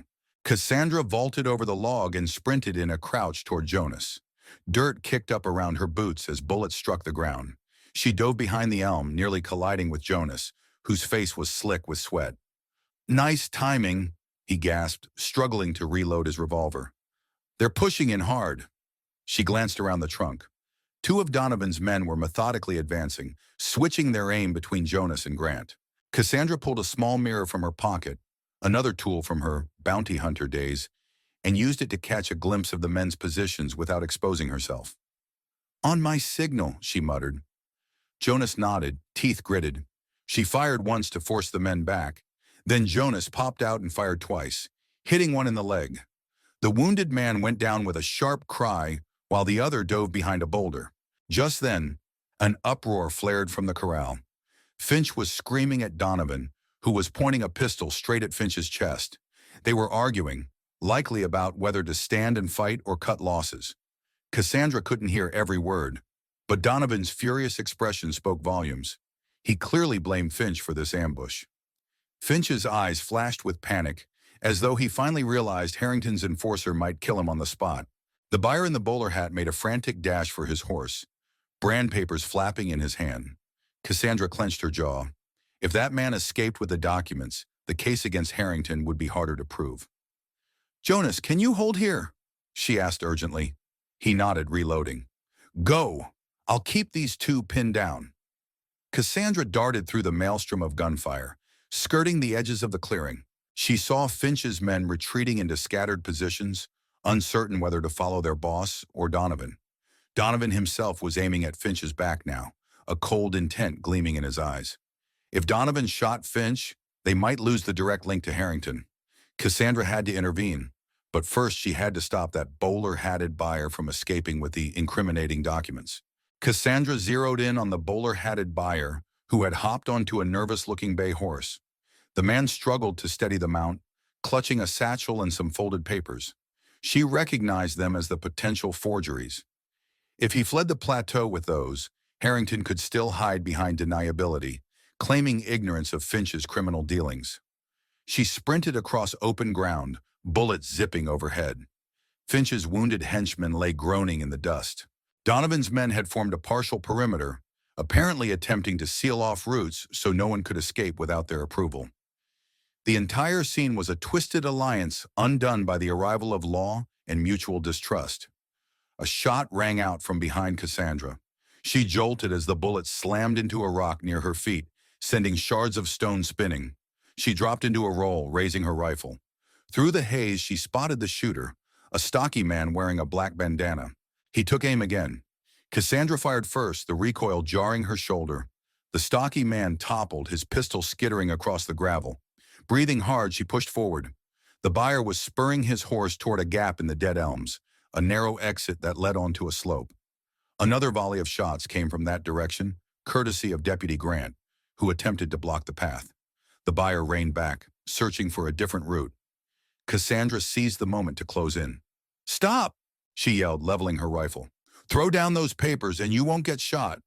The man turned, panic writ large on his face. He fumbled for the pistol at his belt, but the bay horse sidestepped, jostling him. Cassandra lunged, grabbing the horse's bridle. The startled bay whinnied, rearing slightly. Bowler hat nearly fell off, dropping the satchel and the papers in the process. Cassandra kicked the satchel away, her rifle never leaving his chest. "You want to live? Dismount," she ordered, her voice lethal in its steadiness. Cowardice flickered in his eyes. He slid off the horse, hands trembling. "They don't shoot," he stammered. "I'm just a broker. I got no loyalty to Finch or Harrington." "So you admit Harrington's involved," Cassandra said, stepping on the scattered papers. "That's helpful. Now get on the ground." He dropped to his knees and she swiftly bound his wrists with a piece of rope from her belt. Then she gathered the fallen documents, stuffing them into her shirt for safety. A quick glance assured her these were indeed the brand forgeries, intricate seals and official-looking notary marks that had to be faked with significant resources. Her momentary triumph was cut short by a resounding gunshot from the far side of the clearing. She whirled to see Finch, sprawled on the dusty ground near a stack of crates, his horse bolting away. Donovan stood over him, a smoking pistol in his hand. Blood soaked Finch's upper arm, indicating Donovan had shot him, though not fatally. Marshal Cross, from behind another log, was shouting, "Drop it, Donovan!" But the enforcer merely sneered. He aimed the pistol at Finch's head, clearly intending to finish the job. Finch, clutching his wounded arm, tried to scramble backward, eyes wild with terror. Cassandra felt time slow to a crawl. If Donovan killed Finch, their best chance at tying this operation directly to Harrington would vanish. Already she was sprinting, calling out, "No!" even before she could fully process her next move. The buyer on the ground cowered, shouting something incoherent. The entire plateau hung on the brink of a lethal moment that might end Finch, in their case against Harrington, in one bloody instant. Cassandra slammed her shoulder into Donovan's side just as his finger tightened on the trigger, spoiling his aim. The bullet cracked into the dirt an inch from Finch's trembling hand. Finch let out a yell, rolling away like a wounded animal. Meanwhile, Donovan staggered, powerful arms flailing as he fought to maintain balance. Without hesitation, Cassandra drove her elbow into Donovan's ribs, searching for that vulnerable space beneath the arm. He grunted, releasing his hold on his pistol. It tumbled to the ground, kicking up a small puff of dust. But Donovan was no easy target. Pivoting like a practiced fighter, he caught Cassandra's arm and yanked her forward. She lurched off balance, nearly landing on Finch. Before Donovan could seize his gun again, Marshal Cross appeared, revolver at the ready. "Don't move!" Cross barked. Donovan's eyes flicked between Cassandra, Cross, and the pistol on the ground. In a last reckless move, he lunged for the weapon. Cross fired a single shot, and Donovan froze, howling in pain as the slug tore into his shoulder. The enforcer collapsed, gripping his wound with bloodied fingers. Cassandra kicked the pistol away, chest heaving. Around them, the gunfight was stuttering to a halt.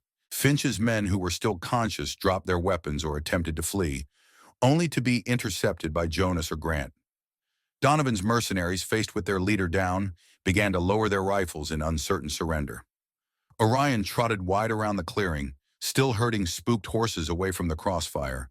Finch, pale and shaking, stared up at Cassandra and Cross.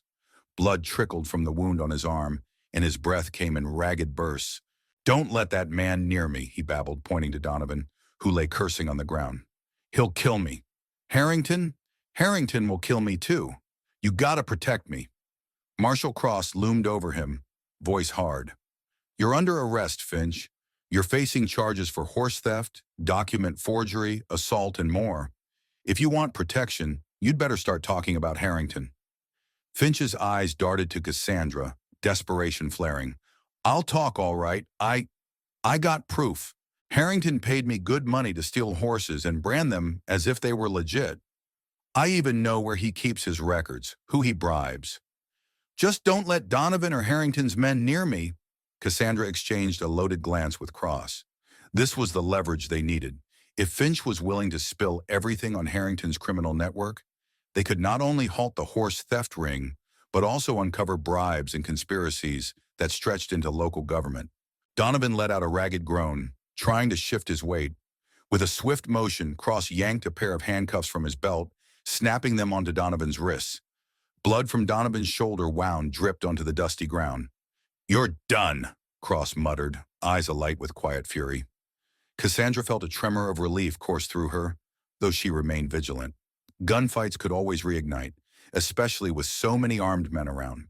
Jonas and Grant were methodically disarming the rest of the outlaws, while the bowler-hatted buyer remained tied, sobbing in the dirt. Orion finally circled back, his coat lathered with sweat. Cassandra stroked his neck, murmuring reassuring words. The stallion snorted as if acknowledging a job well done.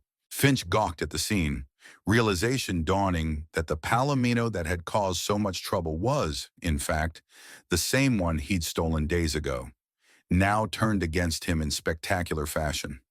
"Looks like you misjudged a widow's determination," Cassandra said quietly, tightening a rope around Finch's uninjured arm to haul him upright. "And you misjudged Orion." Finch grimaced, fear mingling with resentment. I didn't know who I was dealing with," he muttered, but his shaky eyes flickered to Donovan, who was losing blood fast. "Promise you won't let them kill me," he repeated, voice cracking. Cassandra suppressed any sympathy that threatened to surface. Finch's victims, families like the Daltons, deserved justice. She simply answered, "Talk to Marshall Cross, tell him everything, and you might live to see a court." When the dust settled, the plateau resembled a battlefield littered with the remnants of shattered crates, wounded men, and trampled ground. Jonas and Grant moved among the survivors, collecting dropped firearms and tying hands behind backs, ensuring no one could mount a surprise counterattack. Donovan's mercenaries, their leader incapacitated, mostly complied, though a few grumbled curses. Cassandra sank to one knee near Orion, checking him for injuries. A few shallow scrapes along his flanks, but nothing serious. Her heart felt heavy from the violence she'd witnessed and participated in. This was the old life she once sought to leave behind, the chaos of gunfights and brink-of-death showdowns. Yet she couldn't deny a certain sense of grim satisfaction that Finch's operation had been derailed. Marshall Cross conferred with Jonas and Grant, coordinating how to transport the prisoners. Their best option was to march them to the nearest sizable town with a functional jail. But that was a half-day's journey, and several men, including Finch, were injured. "We'll need to set up a temporary camp," Cross decided. 10 wounds. Keep them under guard, then move at first light." Deputy Grant nodded. "We can use that cluster of pines down the slope for shade. There's a small creek where we can get water." Cassandra stood, scanning the horizon as a weary calm settled over the plateau. Orion stomped a hoof, clearly agitated by the lingering smell of blood. She led him away from the worst of it, letting him graze on a patch of grass while the others worked. Finch allowed himself to be half-walked, half-dragged toward the pines. His face contorted each time someone jostled his wounded arm. Donovan, fuming with pain and forced resignation, looked ready to spit venom, but kept silent. Blood continued to seep through his makeshift bandage, and Cross radioed Jonas to patch him up. After all, Donovan's testimony might also prove useful in court, especially if Harrington tried to cut ties. Cassandra retrieved the scattered brand documents from her shirt, carefully checking them over. The forgeries looked painstakingly authentic. Official seals, signatures from non-existent county clerks, and meticulously drawn brands that mimicked real ranchers' marks. She exhaled sharply, imagining how many stolen horses had already been laundered this way. She found Cross returning from ordering the men around, arms folded across his chest. "These documents are the real deal as far as forgeries go," Cassandra muttered, showing him the papers. "Harrington must have a skilled operation for forging seals and brand registrations." Cross nodded, scanning the curling pages. "Finch is the middleman, obviously, but we need Finch to point us to Harrington's forger. That's the only way to unravel the entire ring." A half-stifled moan reached their ears. They turned to see Finch sagging against a tree, eyes half-lidded, sweat trickling down his brow. Jonas was trying to bandage him properly. Cassandra moved closer, kneeling beside him. "Finch, you're still alive," she said, not unkindly but with measured firmness. "Now's the time to talk." He swallowed, wincing at the pain in his arm. I can give you everything. Names, places. Harrington's men operate out of a ranch near Silver Mesa. Hidden stables, printing press for those damn brand papers. I've only been there once, but I know enough to get you in." Marshal Cross exchanged a meaningful look with Cassandra. They had Finch in custody, Donovan subdued, and a buyer from out of town who could also confirm the stolen horse transaction. It was more than enough to start building a legal case that would shake Harrington's empire. But first, they had to secure these prisoners and get them safely to a lockup before Harrington or his other enforcers arrived to silence everyone. Cassandra's grip tightened on the forgeries. "We'll take Finch to the nearest jail. Let him heal just enough so he can testify," she said in a soft yet determined voice. "Then we follow the trail to Silver Mesa. If that's where Harrington's forging these papers, we end it at the source." Cross nodded gravely. "Agreed, but be prepared. Harrington's not going down without a fight." They set up the makeshift camp beside the creek, nestled among the pines that provided at least a modicum of shade against the relentless afternoon sun. A rotation of guards kept watch on Donovan, Finch, and the other prisoners, all of whom were either wounded or cowed into submission. The bowler-hatted buyer, still trembling from the ordeal, stammered his willingness to testify to anything if it meant avoiding jail time. Deputy Grant and Jonas worked diligently to clean and dress the prisoners' wounds. They also had to patch up cuts and bruises on their own side. Jonas nursed a flesh wound on his shoulder from a ricochet, and Grant's left ankle had twisted during the fray. Cassandra found herself assisting with water runs to the creek, feeling each step in her tired limbs. Amid the bustle, Finch beckoned her over with a jerk of his head. She approached warily, rifle slung across her back. "What do you want?" she asked, kneeling in front of him. He grimaced as he shifted against a pine trunk. "I realize the position I'm in," he said, voice raw. "Once I spill about Harrington, I'm as good as dead. I want protection, a guaranteed deal that I don't get hanged or shot for the crimes I already did." Cassandra arched a brow. "Sounds like you want leniency, but that's not how justice always works. There are families who lost livelihoods because of you. People got killed or wounded." Finch's eyes darted, guilt battling with survival instincts. I know, but if I refuse to talk, you get nothing on Harrington. He'll bury any evidence, bribe judges, buy new brand papers. Your only shot is my testimony. I'm your best chance." Clamping down on a surge of disgust, Cassandra recognized the truth. Harrington had enough resources to vanish or alter his operations the moment he sensed the law closing in. Finch, unscrupulous though he was, remained their most direct link. "We'll see what the federal circuit judge says," Cassandra muttered. "Testify fully, show real remorse. Maybe you'll dodge the noose." Finch let out a shuddering exhale, nodding.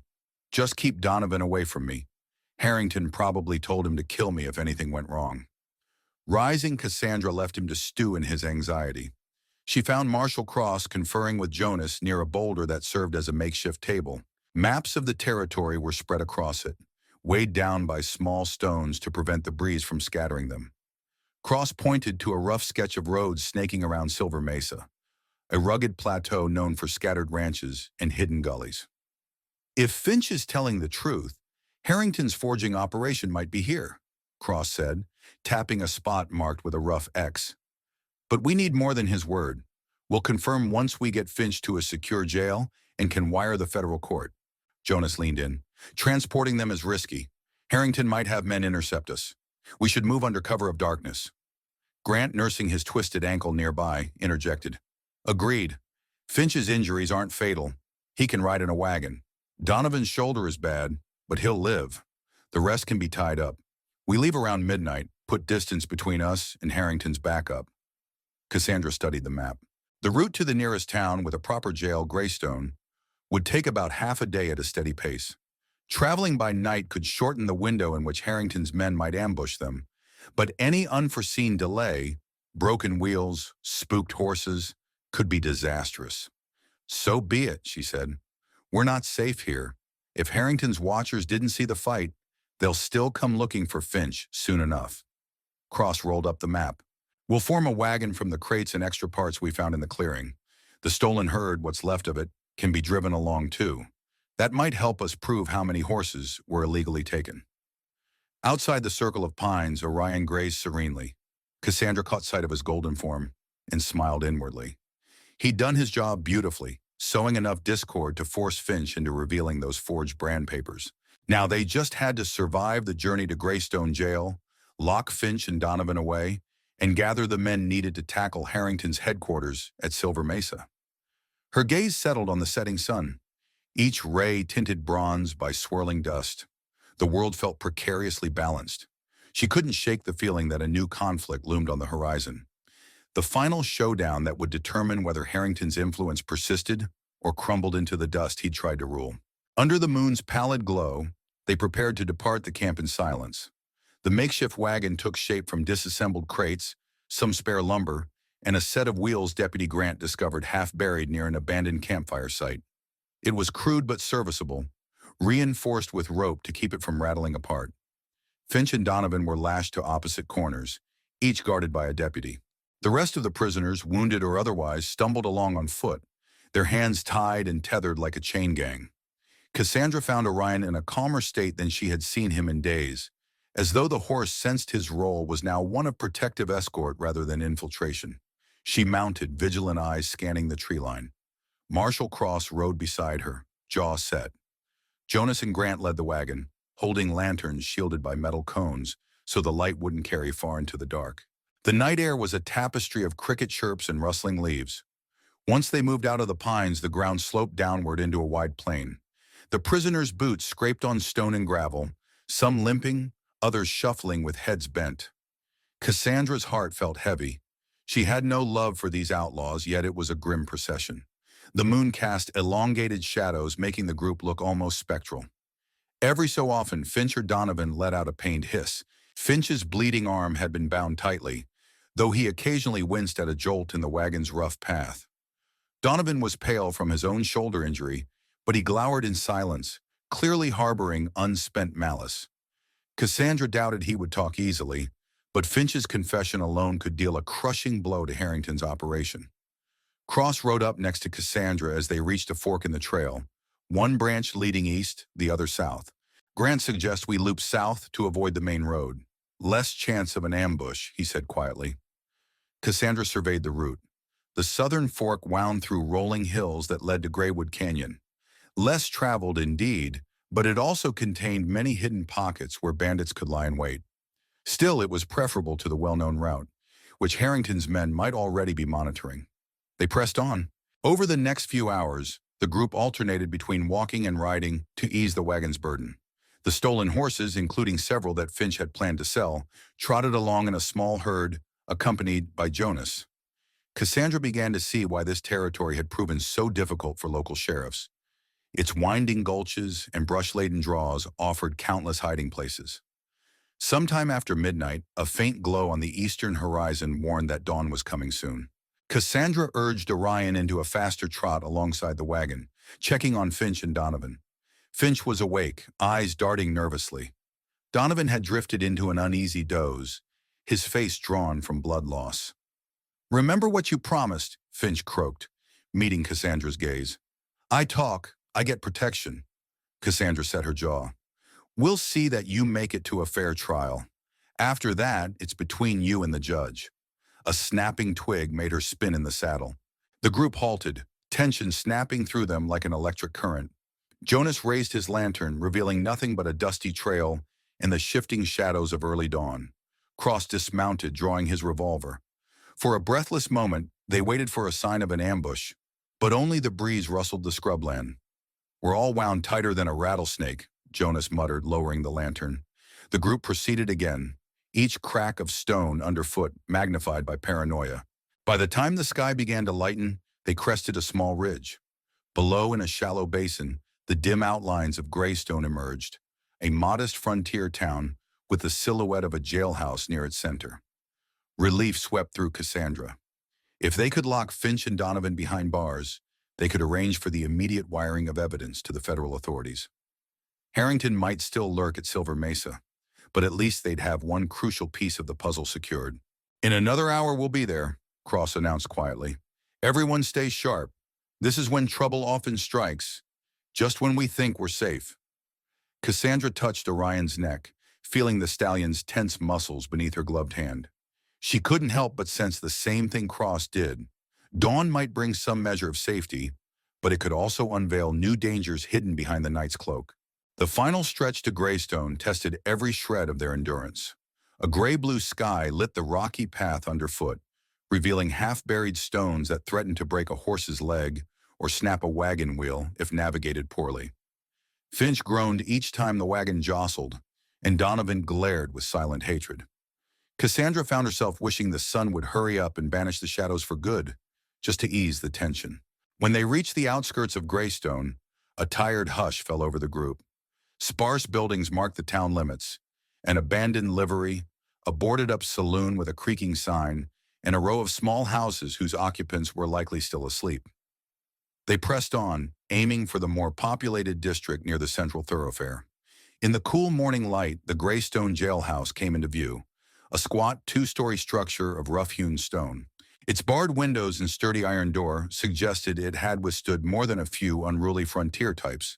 A single lantern still glowed by the entrance, indicating at least one deputy on night duty. Marshal Cross guided them around back, where a small yard enclosed by tall fencing provided a secure place to unload prisoners.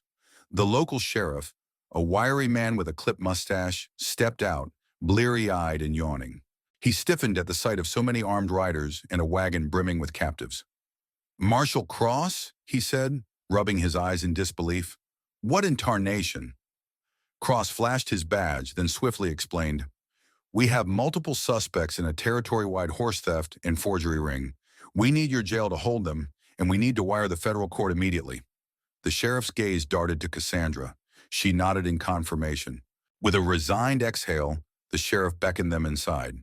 One by one, Finch, Donovan, and the other outlaws were hauled or escorted through the back door, their shackles echoing on the stone floor.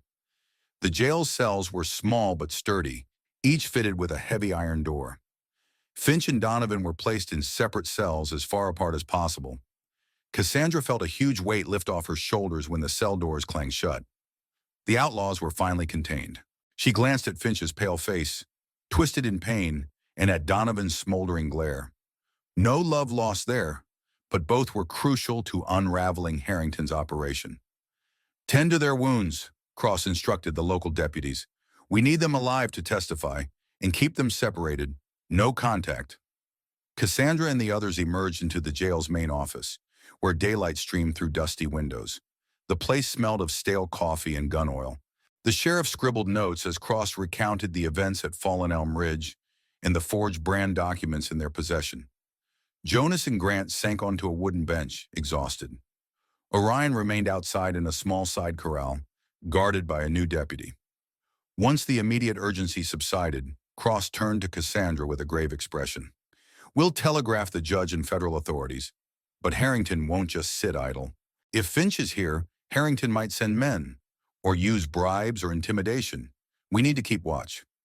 Cassandra nodded, her cheeks hollow with fatigue. "We also have to move on Silver Mesa before Harrington cleans house. Finch claims the forging setup is there, which is our best chance to get physical evidence." The sheriff listened to their plans, eyebrows raised at the scale of the conspiracy. "We'll help how we can, but Greystone's resources are limited. I only have 3 deputies." Cross set his jaw, turning to Cassandra. "Then it's on us, and any reinforcements the federal court can muster, to strike Harrington's lair at Silver Mesa. We do it soon, or risk losing him altogether? Cassandra curled a hand into a fist. She thought of the Daltons, the stolen horses, the brand forgeries that threatened every honest rancher in the territory.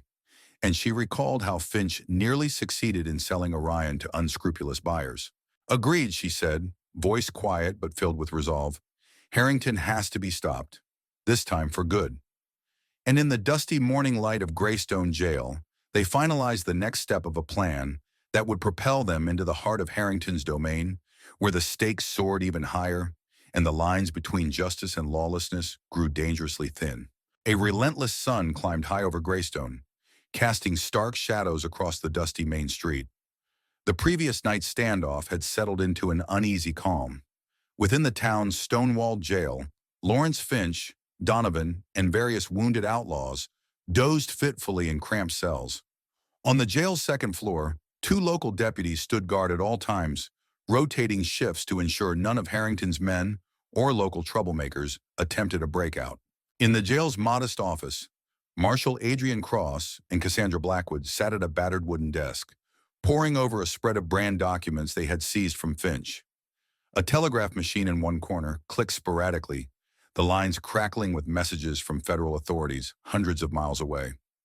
The smell of stale coffee lingered in the air, while a single ceiling fan spun lazily, offering meager relief from the heat. Deputy Jonas Bell swept into the office, tipping his hat to both Cross and Cassandra. "Word from the circuit judge," he reported, handing over a folded telegram. "He's on his way, wants sworn statements and physical evidence of these forgeries. If it's as damning as we say, he'll sign warrants for Harrington's arrest." Cross scanned the telegram, a crease forming between his eyebrows. "He also warns us Harrington has influential friends in the territory's political circles. We should be prepared for legal wrangling, motions to dismiss, claims of entrapment." He laid the paper down with a sigh. "Typical." Cassandra's lips pressed into a thin line. "Harrington's money buys him a lot of protection," she murmured. "We need more than just Finch's word. We need to hit that forging operation at Silver Mesa, recover the printing plates, fake seals, and anything else that proves Harrington is behind all this. Otherwise, he might wriggle free." She thought again of the battered families like the Daltons, who had nearly lost everything due to violence from Finch's gang. Even if Finch stood ready to talk, Harrington remained a shadowy puppeteer, orchestrating a broader criminal enterprise. Cassandra wasn't the only one tired of seeing wealthy moguls exploit the frontier's vulnerability. She could see it in Cross's exhausted eyes, the same frustration that had dogged him for years. "I've asked for reinforcements," Cross said. "We might get a few federal marshals from over in Prospect Bend, but it'll take them days to arrive. Meanwhile, Harrington could uproot his entire operation the moment he suspects we're on to him."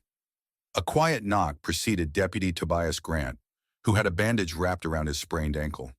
He stepped inside, leaning against the doorframe. "Finch is awake and asking to talk. Says he'll give us directions to a hidden canyon path that leads straight into Harrington's ranch yard. Claims it's heavily guarded, but also that it's the best approach if we want an element of surprise." Cassandra's heart gave a small jolt of anticipation. That's progress, if Finch is coming clean. Cross exchanged a cautious look with her. "It could be a trap or half-truth. We should cross-reference what he says with Donovan's statements. Donovan won't talk much, but if Finch's story aligns with any of Donovan's accidental hints, we'll know there's some truth." Jonas gave a quick nod. "I'll bring Finch up here. Safer than hauling him through the hallway." As Jonas left, Cassandra gathered the brand papers into a neat stack. Her gaze wandered to the barred window where a hint of midday sun glowed. She wondered if Harrington, from his seat of power at Silver Mesa, had any inkling that his carefully orchestrated ring of forgeries and horse theft was on the verge of collapse. Possibly he already suspected trouble. Men like him usually had extensive informants. If so, time was short. "Whatever Finch says, we need to act fast," Cassandra said, her tone steady. "If Harrington flees, we'll never corner him in a fair trial." Cross nodded, drumming his fingers on the desk. "This is it. The last major move. We break Harrington's operation, or we watch him slip away to rebuild elsewhere. Let's get ready." Jonas returned with Finch, who winced at every jolt to his injured arm. The outlaw had a sheen of sweat across his brow, his once defiant demeanor tempered by pain and the realization that cooperating might be his only chance at a reduced sentence. Cassandra angled her chair to face Finch, taking a moment to study his body language. Fidgeting fingers, darting eyes, a slight tremor in his leg. He was nervous, and that could mean either sincerity or further manipulation. "Talk," Marshal Cross said curtly, crossing his arms. Jonas stood behind Finch, watchful, a hand hovering near his sidearm. Finch licked his lips. Harrington's main hideout is indeed at Silver Mesa, but it's not just a ranch house. He's got a network of bunkhouses, stables, and a workshop built into an old canyon outcropping. That's where the forgeries happen. The brand papers, official seals, you name it. Cassandra slid a sheet of paper toward Finch. "Mark it." She retrieved a pencil and tapped a hand-drawn map that Jonas had been updating. "Show us exactly where on the mesa he does this printing." Finch glanced at the map, breathing shallowly. "There," he muttered, circling a spot close to a small tributary. "A wooden barn, but it's reinforced. You'd never guess from the outside that it's a sophisticated forging operation. Harrington keeps everything in a secret vault under the floor. Night guard is heavy, but day guard is lighter. He thinks nobody would dare a daylight raid." Cross frowned. "And the approach?" Finch leaned in, pointing to the north side.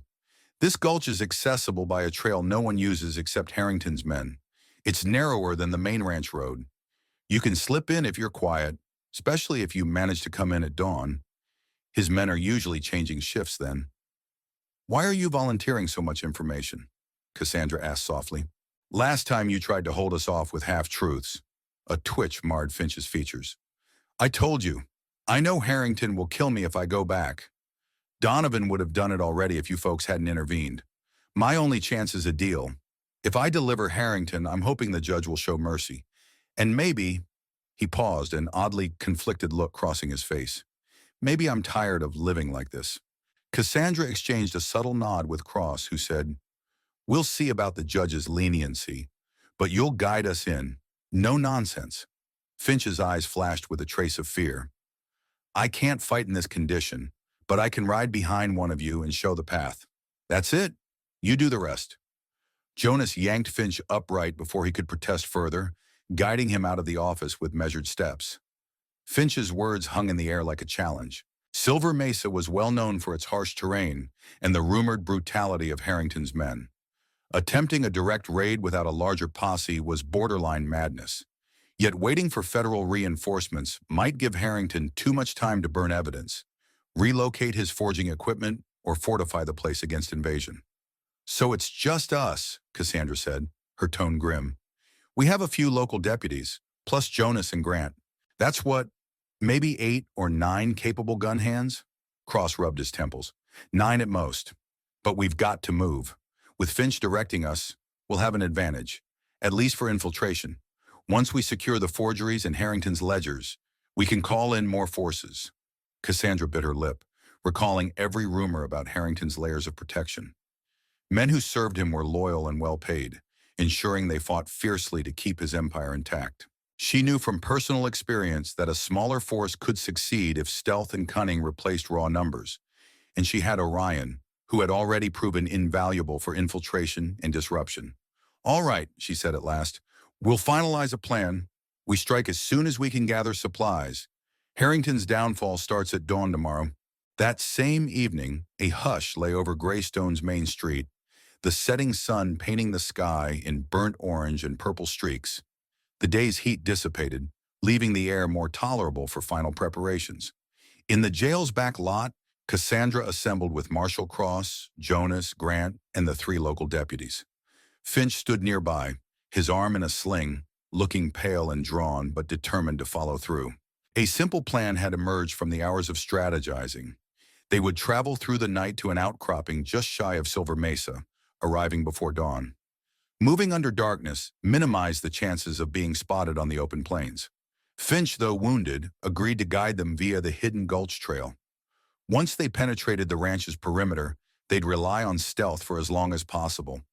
Cassandra's infiltration tactics and Orion's abilities could sow confusion if needed. Several stolen horses, now reclaimed, stood saddled next to a wagon loaded with supplies: ammunition, medical kits, ropes, spare canteens. A blacksmith in Greystone had hastily replaced a broken spoke on the wagon's wheel.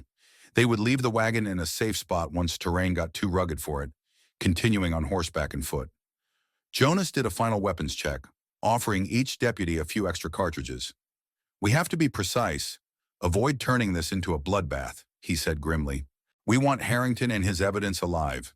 Dead men can't testify, and burned papers don't hold up in court." Deputy Russell Chen, a lanky fellow with a steady aim, hoisted a rifle over his shoulder. "Understood. We'll hold fire unless absolutely necessary." Cassandra tightened a leather strap on Orion's bridle. She had once again prepared the stallion with signals and cues for infiltration, though she suspected Harrington's ranch might be too heavily guarded for the same subtle tricks that worked against Finch's smaller crew. Still, the bond she shared with Orion gave her confidence.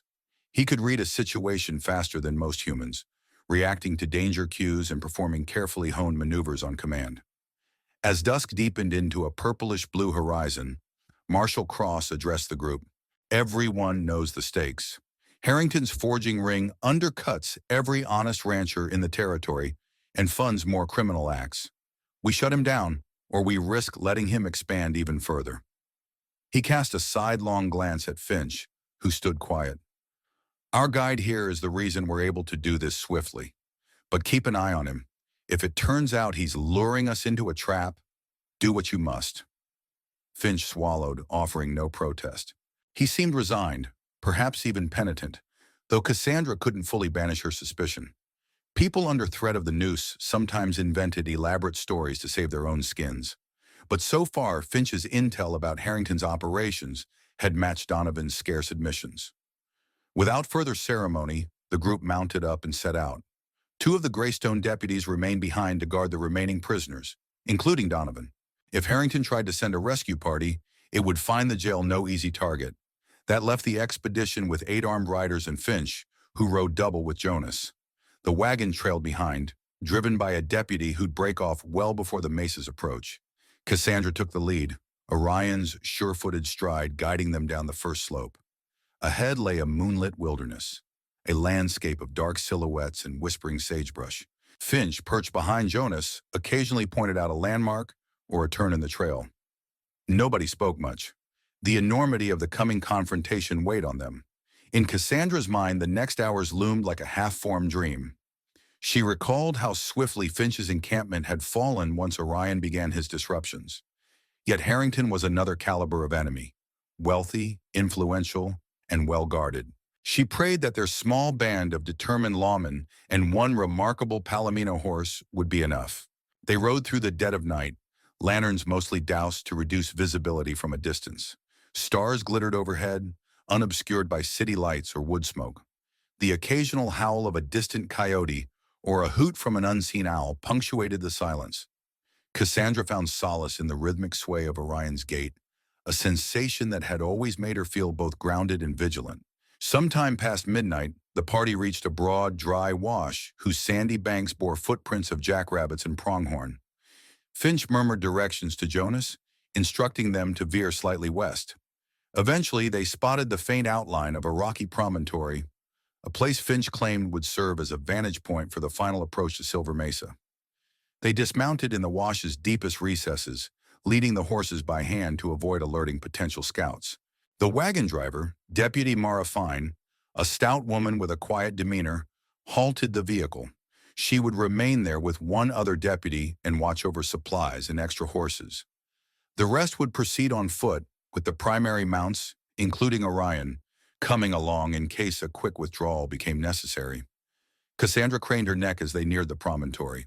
Even in the dim moonlight, she could make out the vast tableland rising to the north, a stark plateau with sheer cliffs on several sides. Finch had told them Harrington's estate lay on a gentler slope, tucked near a canyon mouth, invisible to casual travelers. A labyrinth of gullies and rocky spires would hide their approach if they knew the right route. Marshal Cross paused to confer with the group under the partial cover of an overhang. Jonas held Finch in place by the arm, making sure he didn't wander off. "We'll rest here an hour," Cross murmured. "Then we move at pre-dawn, using Finch's directions to slip in. If we can capture Harrington unawares, we might secure the forging equipment before he has time to destroy it." A subdued hum of agreement passed through the party. Cassandra loosened Orion's girth and offered him a few sips of water. Night travel was as taxing for horses as it was for humans, especially over uncertain terrain. She then settled on a flat rock, checking her rifle and revolver meticulously. "You ever done something like this before?" Deputy Chen asked quietly, sitting nearby. Cassandra answered with a half smile. "Bits and pieces. I used to track criminals through desert foothills, pick them off or capture them before they reach safe havens. But Harrington's compound is a bigger beast. More manpower, more money." She met Chen's gaze. "Still, men like him have one vulnerability. They never believe a smaller force would dare strike them in their own fortress." The deputy nodded, letting out a slow breath. "I just hope Finch's information is genuine. We can't afford to walk straight into a crossfire." Before Cassandra could reply, Finch groaned from where Jonas had him seated. Blood seeped through a bandage on his shoulder. He must have jostled it during the ride. Grant frowned, kneeling to check the wound. Finch sucked in air through clenched teeth. "I'm good," he insisted, though the pain was clear in his eyes. "Just hurry up and finish this, so I can testify and get on with my life." Marshal Cross gave the outlaw a hard look. "You mean, keep your life?" Finch managed a hollow laugh. "Fair enough." Time inched by, the quiet presence of the desert night engulfing them. Cassandra thought about how Elias, her late husband, once told her that darkness could be a friend or an enemy, depending on how you wielded it. She planned to use it as a friend here, turning the shadows into an ally for her infiltration. For a brief moment, she shut her eyes, feeling the weight of old grief mingling with the fierce resolve that had propelled her to chase Finch in the first place. At last, Marshal Cross signaled them to move. Dawn was still an hour away. If they timed it right, they'd arrive at Harrington's threshold just as the sky lightened, when men's attention often wavered at a shift change. Cassandra rose, her heart thrumming. Every step now carried them closer to the final confrontation that might decide the fate of Harrington's empire and ensure that no more innocent lives were ruined by stolen horses and rigged brand papers. Their infiltration began in earnest as the group navigated a twisting passage between jagged boulders. Finch, supported by Jonas, grunted directions whenever they reached a fork or an unmarked trail. Pale light tinged the eastern horizon, revealing the looming mass of silver mesa above. Shadows still enshrouded the canyon floor, offering concealment. Cassandra guided Orion carefully, mindful that a single clink of a horseshoe against rock could echo in the canyon silence. The other riders and deputies followed suit, dismounting in tight corridors where stealth mattered most, then remounting on level ground. Marshal Cross maintained an advanced position with Deputy Chen, scanning for lookouts. Gradually, the terrain began to slope upward. Dawn's glow revealed a rugged track that curved around a rocky ledge. Finch pointed with his good arm. "There," he hissed, voice strained. "That track leads straight behind Harrington's main stables. If we continue around, we'll see the big barn where the forging's done." Cross raised a hand, halting the group. In the valley below, a solitary rider appeared, moving at a slow trot along the base of the mesa. He wore a wide-brimmed hat and carried a rifle across his lap. From his methodical scanning of the surroundings, Cassandra guessed he was a perimeter guard. They all froze, scarcely breathing. If that man noticed anything amiss on the ledge, an alarm would be raised. After a tense minute, the rider moved on, disappearing behind an outcrop. Cross signaled them to proceed. The final ascent tested both horses and riders. Loose scree threatened to slip under hooves, and certain turns were so tight that Cassandra held her breath. Worried Orion's flank might scrape a rock and send stones tumbling. At last, they emerged onto a plateau where the land flattened, partially ringed by broken fences and wild patches of grass. Finch pointed again.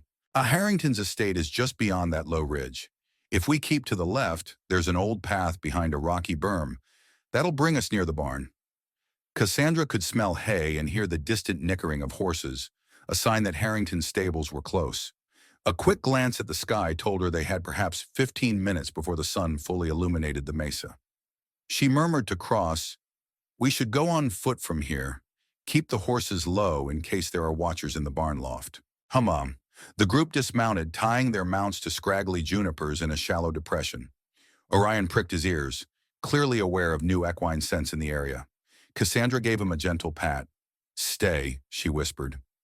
The stallion tossed his head, stamping a hoof, as though he wanted to accompany her into the thick of danger. Crouched low, they followed Finch around the berm. The air felt charged, as if the slightest misstep would ignite a confrontation. Rounding a corner of stone, they finally caught a glimpse of Harrington's domain, a sprawling complex nestled in a natural pocket of the mesa. Neat wooden fences enclosed two large corrals. A cluster of buildings included a sizable ranch house, several bunkhouses, and the biggest structure by far, a red barn with a high, reinforced roof. Smoke curled from a smaller chimney near the barn's side, indicating an active forge or at least some hidden workshop. Cassandra's pulse quickened. This was no simple ranch, but a veritable compound. Figures moved about, a stable hand throwing feed, a couple of men armed with rifles patrolling between the bunkhouses. She counted at least 8 visible, likely more within the barn or house. The forging operation beneath that barn had to be well guarded. Marshal Cross motioned for Jonas and Deputy Chen to skirt right, aiming to take vantage near the corral. He and Cassandra would approach the barn's rear. The other deputies fanned out, forming a cautious perimeter. Finch, face ashen, slumped against a rock. Jonas had bound his hands again for security. Now Finch could only watch as the plan he had set in motion threatened to reshape his future, for better or worse. With dawn moments away, Cassandra steeled herself. Harrington's men were about to learn that the unstoppable force sweeping through their canyon wasn't an army. It was a handful of determined lawmen, one intrepid horse, and a woman who refused to let criminals trample the innocent any longer. The sun's rim just peeked over the horizon, sending a blade of golden light across Silver Mesa. The ranch compound awoke fully. A stable boy led a pair of chestnut mares to a paddock, while a cook in a bunkhouse door emptied a bucket of dishwater. 2 rifle-carrying guards circled the perimeter. If any alarm was raised now, they'd converge in an instant. Cassandra pressed her back against a boulder, watching these movements with keen eyes. Marshal Cross crouched beside her, revolver holstered but unlatched. Closer to the corral, Jonas and Deputy Chen had taken cover behind a dilapidated wagon near a fence post. The other 2 deputies flanked from opposite sides, each hidden behind brush or rock. They had agreed on a 2-pronged goal: secure the barn and its secret forging operation, while simultaneously preventing Harrington's men from organizing a massive retaliation. That required stealth, but also enough presence that any guard who spotted them would think twice before sounding the alarm. With a final signal, Cross broke from cover, slipping behind a water trough. Cassandra followed, heart pounding. She spared a glance for the ranch house across the yard. Its doors remained closed, curtains drawn. Harrington might still be inside, oblivious to the infiltration. As they neared the barn's rear, an armed man stepped out from a side door, chewing on a piece of jerky. He blinked, momentarily stunned to see Cross and Cassandra in the open. Before he could draw, Cross leveled his revolver. "Drop it." The guard's jerky fell from his mouth as he flung the rifle aside. Cassandra lunged, pressing him against the barn wall with her forearm. "No shouting," she hissed. "Where's your boss?" Eyes wide, the guard stammered. I don't know. Probably inside the big house or checking stock." Cross fished out a length of rope. They bound and gagged the guard before rolling him behind a stack of empty crates. The entire operation took less than a minute, but Cassandra's skin prickled. That man's absence might be noticed soon. From the corner of her eye, Cassandra saw Jonas and Chen wave from near the corral. One of Harrington's patrollers was peering around, suspicious.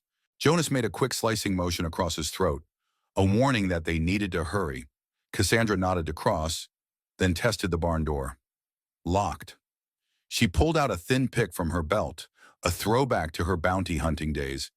Within seconds, the old mechanism clicked and the door swung open. The interior was dim, dust motes swirling in the slanted rays of morning light. They stepped inside, weapons raised. The barn smelled of hay and hot metal. Somewhere deeper within, a furnace glowed. Wooden stalls lined one side, and a wide area in the center stored crates and barrels. A loft overhead was accessible by a ladder. Movement stirred among the shadows. A man with a hammer, wearing a heavy apron, froze mid-step. 2 other figures, similarly clad, looked up from a table. Spread across that table were metal stamps, parchments, Sealing wax. Clear evidence of brand forgery in progress. Cross took aim. Hands in the air. Nobody move. One apron-clad worker darted for a side door. Cassandra fired a warning shot into the rafters. Splinters rained down as the bullet lodged in the wood. He halted, arms raised, hammer dropping to the floor. Heart thrumming, Cassandra advanced. Another forging worker, a wiry woman with ink-stained fingers, seemed stunned, her eyes darting to the scattered brand papers. She, too, raised her hands. "You're under arrest," Cassandra announced, voice echoing in the cavernous space. "On charges of forgery, aiding and abetting livestock theft, and more." Cross gestured for her to sweep the area while he secured the prisoners. Cassandra moved quickly along the stalls. Several young horses peered out, tails swishing in agitation. At the rear, she spotted an iron trapdoor in the floor. A discreet latch sealed it shut. "Cross," she called. "Looks like we found the vault." He hauled one of the apron workers over, pressing a gun to his back. "Open it." Terrified, the man knelt and fumbled with the latch. Beneath the trapdoor lay a shallow stair leading to a cramped cellar, lit by flickering lanterns. Cassandra's heart quickened as she descended, pistol readied. Below, she found precisely what Finch had described: crates of counterfeit brand certificates, forged county seals, and even the metal plates used to print the documents. The scope of the operation was staggering. Cassandra let out a slow breath. They had the evidence, enough to bring Harrington's empire crashing down if they survived the coming fight.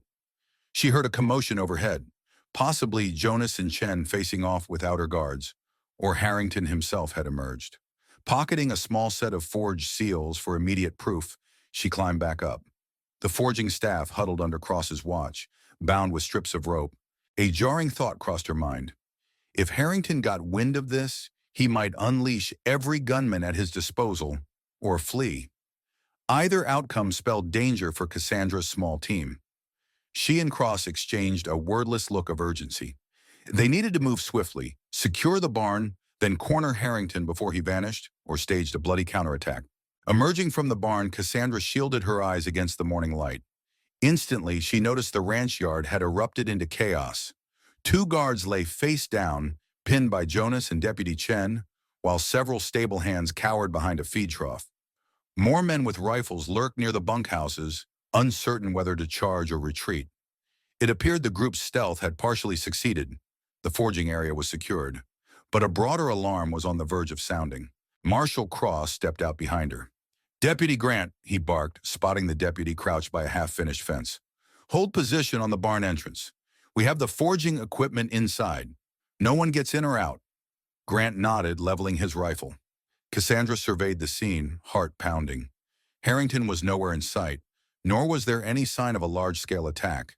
But each second they lingered, the risk of Harrington regrouping grew. A door of the main ranch house swung open, revealing a tall man in a crisp vest, flanked by two gunmen. He looked around, eyes narrowing. "That's him," Jonas hissed from behind a wagon. "Harrington!" The man's stance radiated authority and cold fury. He scanned the yard, registering the subdued guards, the strangers with guns, and the subdued forging staff. His lip curled in a sneer. Raising his voice, he shouted, "You dare trespass on my property? Do you know who I am?" Cross called back, "We know exactly who you are, Harrington. By authority of the Federal Marshal's Office, this entire ranch is seized as evidence in a forgery and horse theft ring. Order your men to lay down arms." Harrington's jaw tightened. He gestured to his two-armed escorts. "Shoot these intruders," he snarled. One of the escorts lifted a rifle, but Jonas fired first, the bullet slamming into the porch rail. The man dove for cover, returning fire. In seconds, gunfire crackled across the yard. Harrington dashed back into the house, slamming the door. Cassandra ducked behind a crate as bullets whizzed overhead. A stable hand screamed, darting away from crossfire. Jonas and Chen volleyed shots at the men near the bunkhouses, forcing them to keep their heads down. Clutching her revolver, Cassandra shouted to Cross, "He's barricaded himself inside." Cross grimaced, reloading. "We can't just riddle the house with bullets. He might destroy evidence, or hold hostages." "Let's flank him," she said, nodding to the side of the house where a narrow window overlooked a patch of wildflowers. "We'll break in from there, corner him." Cross signaled Jonas and Chen to maintain suppression. He motioned for Cassandra to follow him.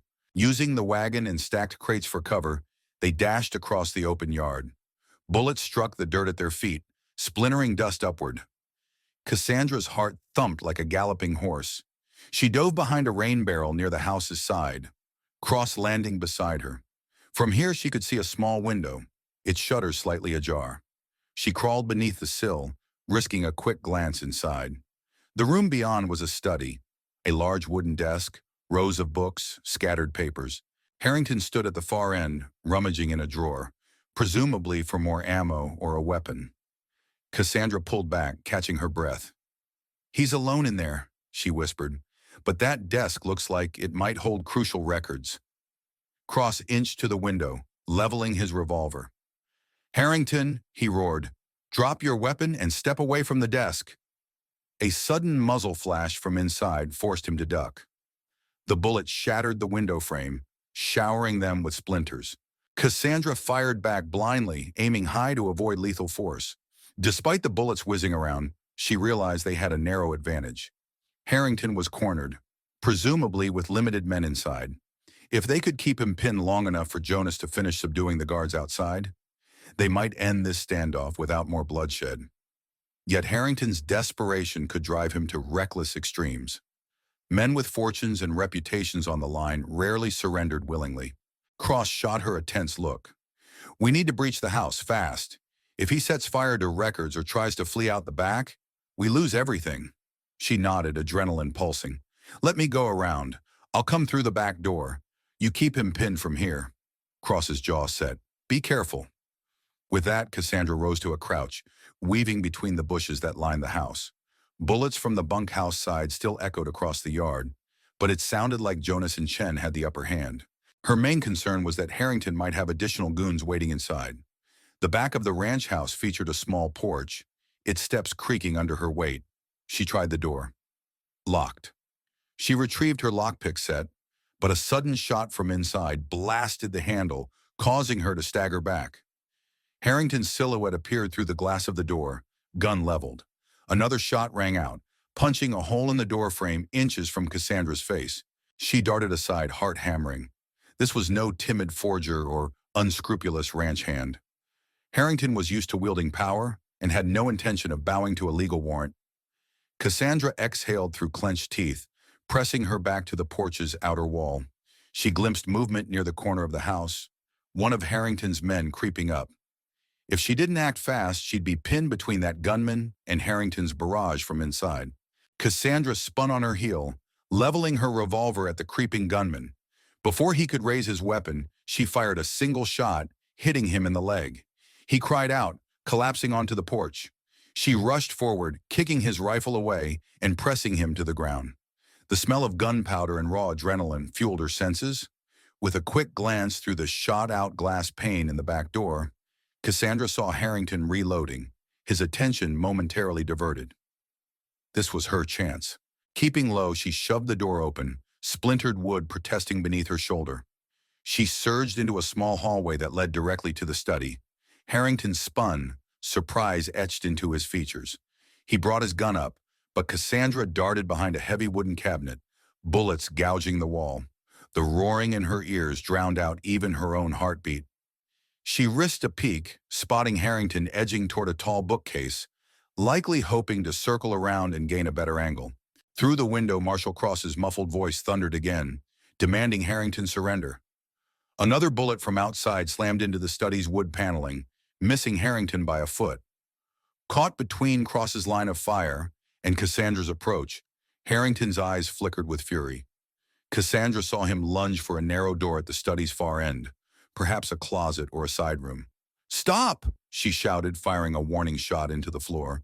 Harrington froze mid-step, then dropped into a crouch, firing twice in quick succession. Shards of wood flew as bullets tore into the cabinet, one grazing Cassandra's left arm. Pain flared, but not enough to stop her. Clutching her revolver, she rose partially from behind cover. "We have your forging barn, your men, your records," she said between ragged breaths. "There's no way out, Harrington." He hesitated, gaze flicking to the desk strewn with paperwork. Cassandra realized with a start that there were more documents there.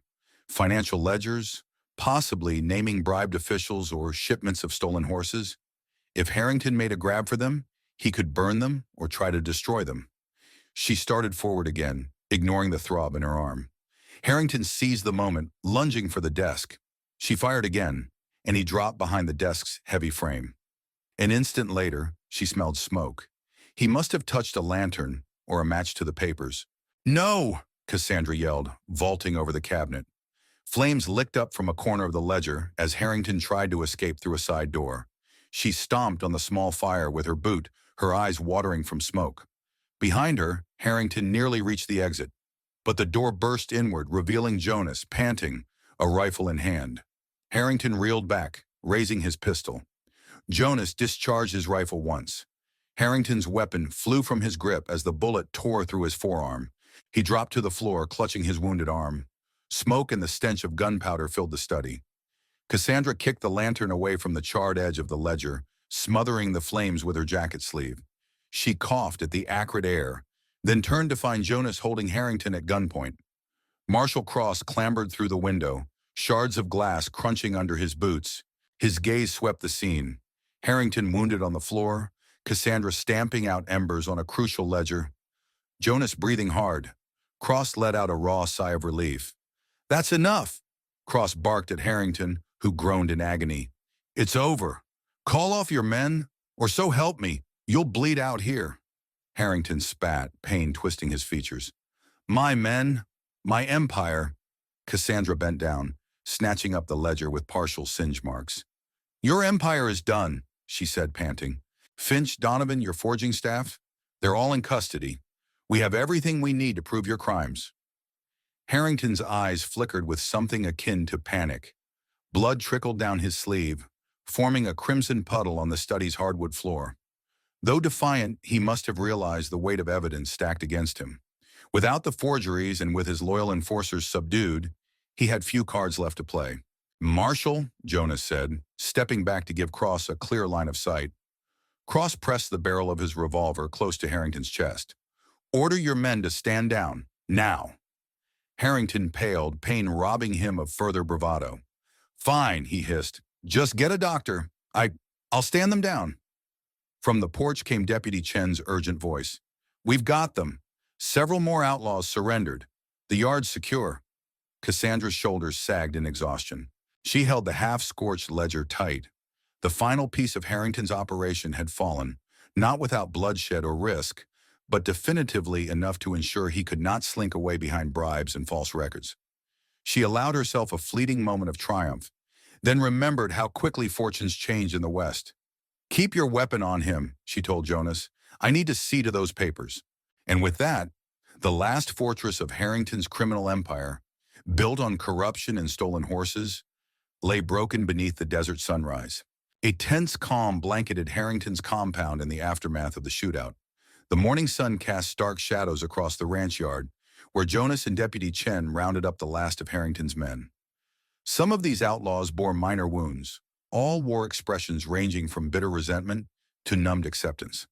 The stable hands, mostly innocent laborers, gathered near the corral, waiting to see whether they'd be detained or simply questioned. Marshal Cross stepped out of the house and signaled for the others to gather. Cassandra emerged from the study, ledger in hand, her left arm throbbing where a bullet graze had left a shallow streak of blood. She found a moment to glance at the barn, relieved to see Deputy Grant still guarding the forging workshop. The morning light revealed crates of evidence from the lower cellar stacked near the barn doors. One by one, the group converged in the wide yard, rifles slung, adrenaline wearing off. Finch, his arm still in a sling, arrived under guard by one of the local deputies. His mouth fell open at the sight of Harrington, disarmed and bleeding, propped against a porch post. Harrington glared at Finch with murderous contempt. Jonas exhaled, glancing between the two criminals. "So that's it then? Finch, Donovan, and now Harrington, all in one big net." "Looks that way," Cassandra agreed, pressing a hand against her injured arm to slow the bleeding. "But we still need to lock them up and get them to a proper court." Harrington, pale from blood loss, slurred. I have rights. You can't just barge in, shoot me, steal my property." Cross snorted. "Rights?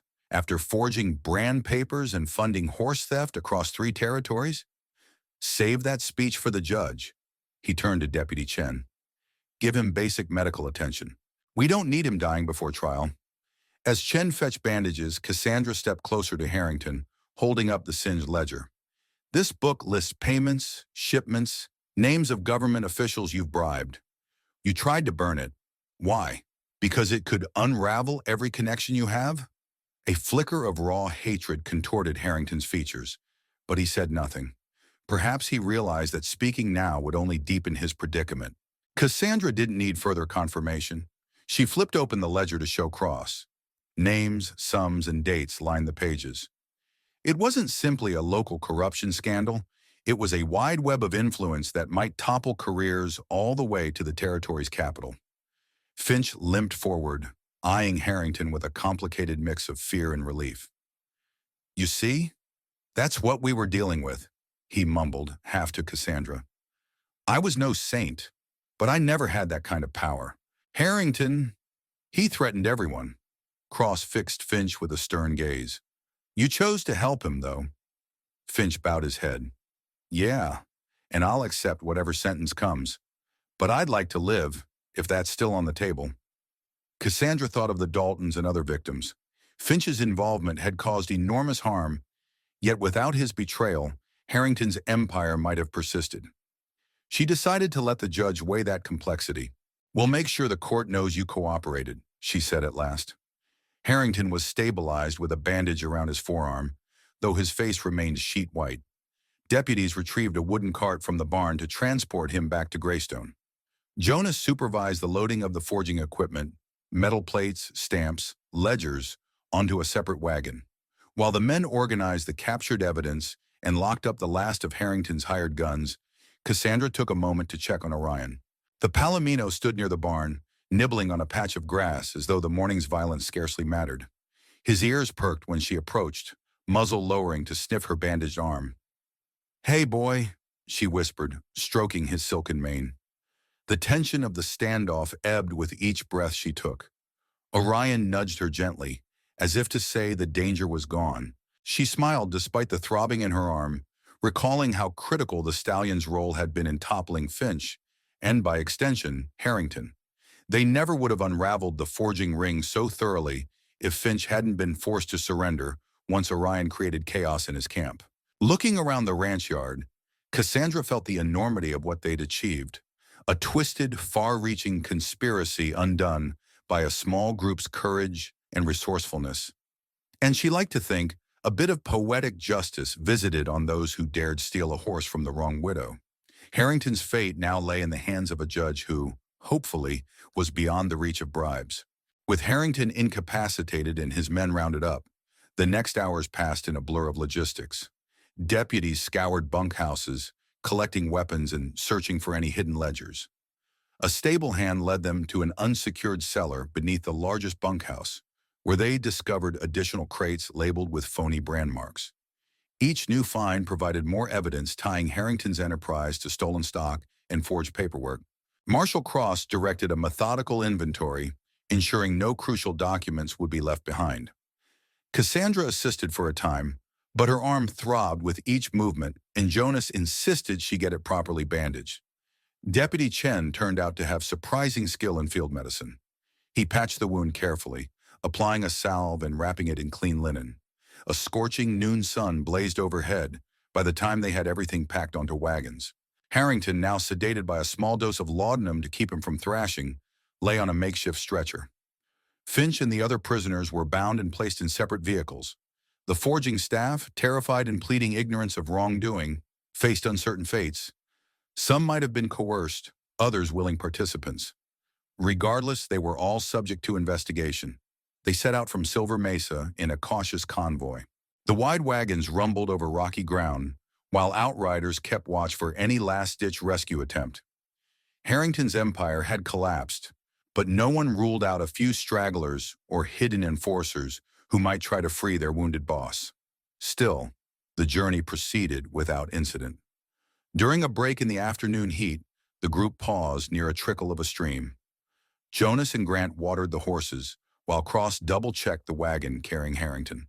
Cassandra dismounted Orion and walked a short distance from the caravan, letting the swirl of dust settle behind her. She found a small boulder to sit on, staring out at the scrubland that stretched endlessly under a shimmering sun. Despite the successful operation, her chest felt oddly heavy. Perhaps it was the draining effect of the morning's violence, or the realization that she could finally let her guard down, emotions surfacing after relentless tension. Footsteps rustled in the brush behind her. She turned to see Jonas approach, concern etched on his features. "Your arm still bothering you?" he asked, nodding at the bandage. She flexed her fingers. "Hurts less than it did. I'll live." Jonas sank onto another rock, removing his hat to wipe sweat from his brow. "You did good back there. We all did. Harrington was a big fish, one that some folks said could never be taken down." Cassandra sighed. "He nearly got away with it, too. If Finch hadn't cracked, if Donovan hadn't been wounded, if we hadn't found that ledger in time—" Jonas studied her quietly. "You blame yourself for any of it?" She hesitated. The memory of how close she had been to losing Orion, of how Finch's men threatened her farm, of how certain homesteaders like the Daltons were hurt. "I blame myself for thinking I could ever truly be done with the lawless side of this territory," she admitted. "When I married Elias, I believed I could retire from bounty hunting for good. But trouble came anyway, stole my horse, and dragged me back in." Jonas offered a sympathetic nod. "Sometimes we don't get to choose when old skills become necessary again. Your background as as they called you, the Shadow Huntress, it saved a lot of folks from losing everything." She gave him a half smile, faint gratitude sparkling in her eyes. "Maybe so, but part of me can't help wondering if I'll ever find that quiet life again." Jonas rose, placing a companionable hand on her shoulder for a moment. "You've earned some peace, Cassandra. Once Harrington stands trial and the territory sees how deep his corruption ran, maybe you can truly settle back on your ranch, without worrying about thieves or forgers." Cassandra inhaled the hot desert air, letting the dryness fill her lungs. "I hope so," she whispered. Then with renewed determination, she stood. "Let's get going. We still have to see these prisoners locked up safe, so no bribe or intimidation can free them." They pushed through the last leg of the journey as dusk tinted the sky in lavender and orange. After 2 days of steady travel, the weary caravan approached Greystone once again. The sight of its squat jail brought a sense of relief mingled with anticipation. Now they had an even bigger roster of captives: Donovan, Finch, Harrington, plus all the forging staff and enforcers. Ensuring there was enough space and security for them all posed a challenge. A small crowd gathered at the town's edge, alerted by the thunder of wagon wheels. News of the expedition's success had spread in rumors. Some spoke of a massive forgery ring smashed, others of Harrington's reputed downfall. Cassandra noticed admiration and curiosity in the townsfolk's stares. A few tipped hats or cheered, grateful that such criminals wouldn't plague them any longer. Marshal Cross took charge of processing the newly arrived prisoners. The local sheriff, still astonished by the scale of the arrests, called in extra volunteers to guard the jail. Finch and Harrington were given priority cells, separated from one another by thick stone walls to prevent collusion or intimidation. Donovan, with his injured shoulder, sat in grim silence as a doctor checked his wound. In the jail's office, Cassandra, Jonas, Grant, and Deputy Chen cataloged evidence.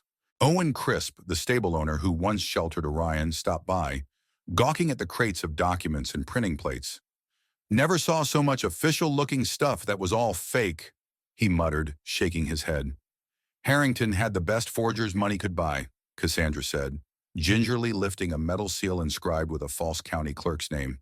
"He could brand and register stolen horses under legitimate ranchers' marks, then sell them across the border or to unsuspecting buyers. The scale is staggering." Jonas looked up from a ledger. "This is going to send shockwaves through half the territory, maybe more. Harrington's bribes touch politicians, judges. Some folks won't be sleeping easy tonight." Marshal Cross entered, dusting off his coat. "He's locked in the strongest cell. Finch, too. I've wired the federal circuit judge. He's en route with additional marshals. We'll soon have enough presence here to keep Harrington from walking free on a technicality." A wave of relief washed over Cassandra.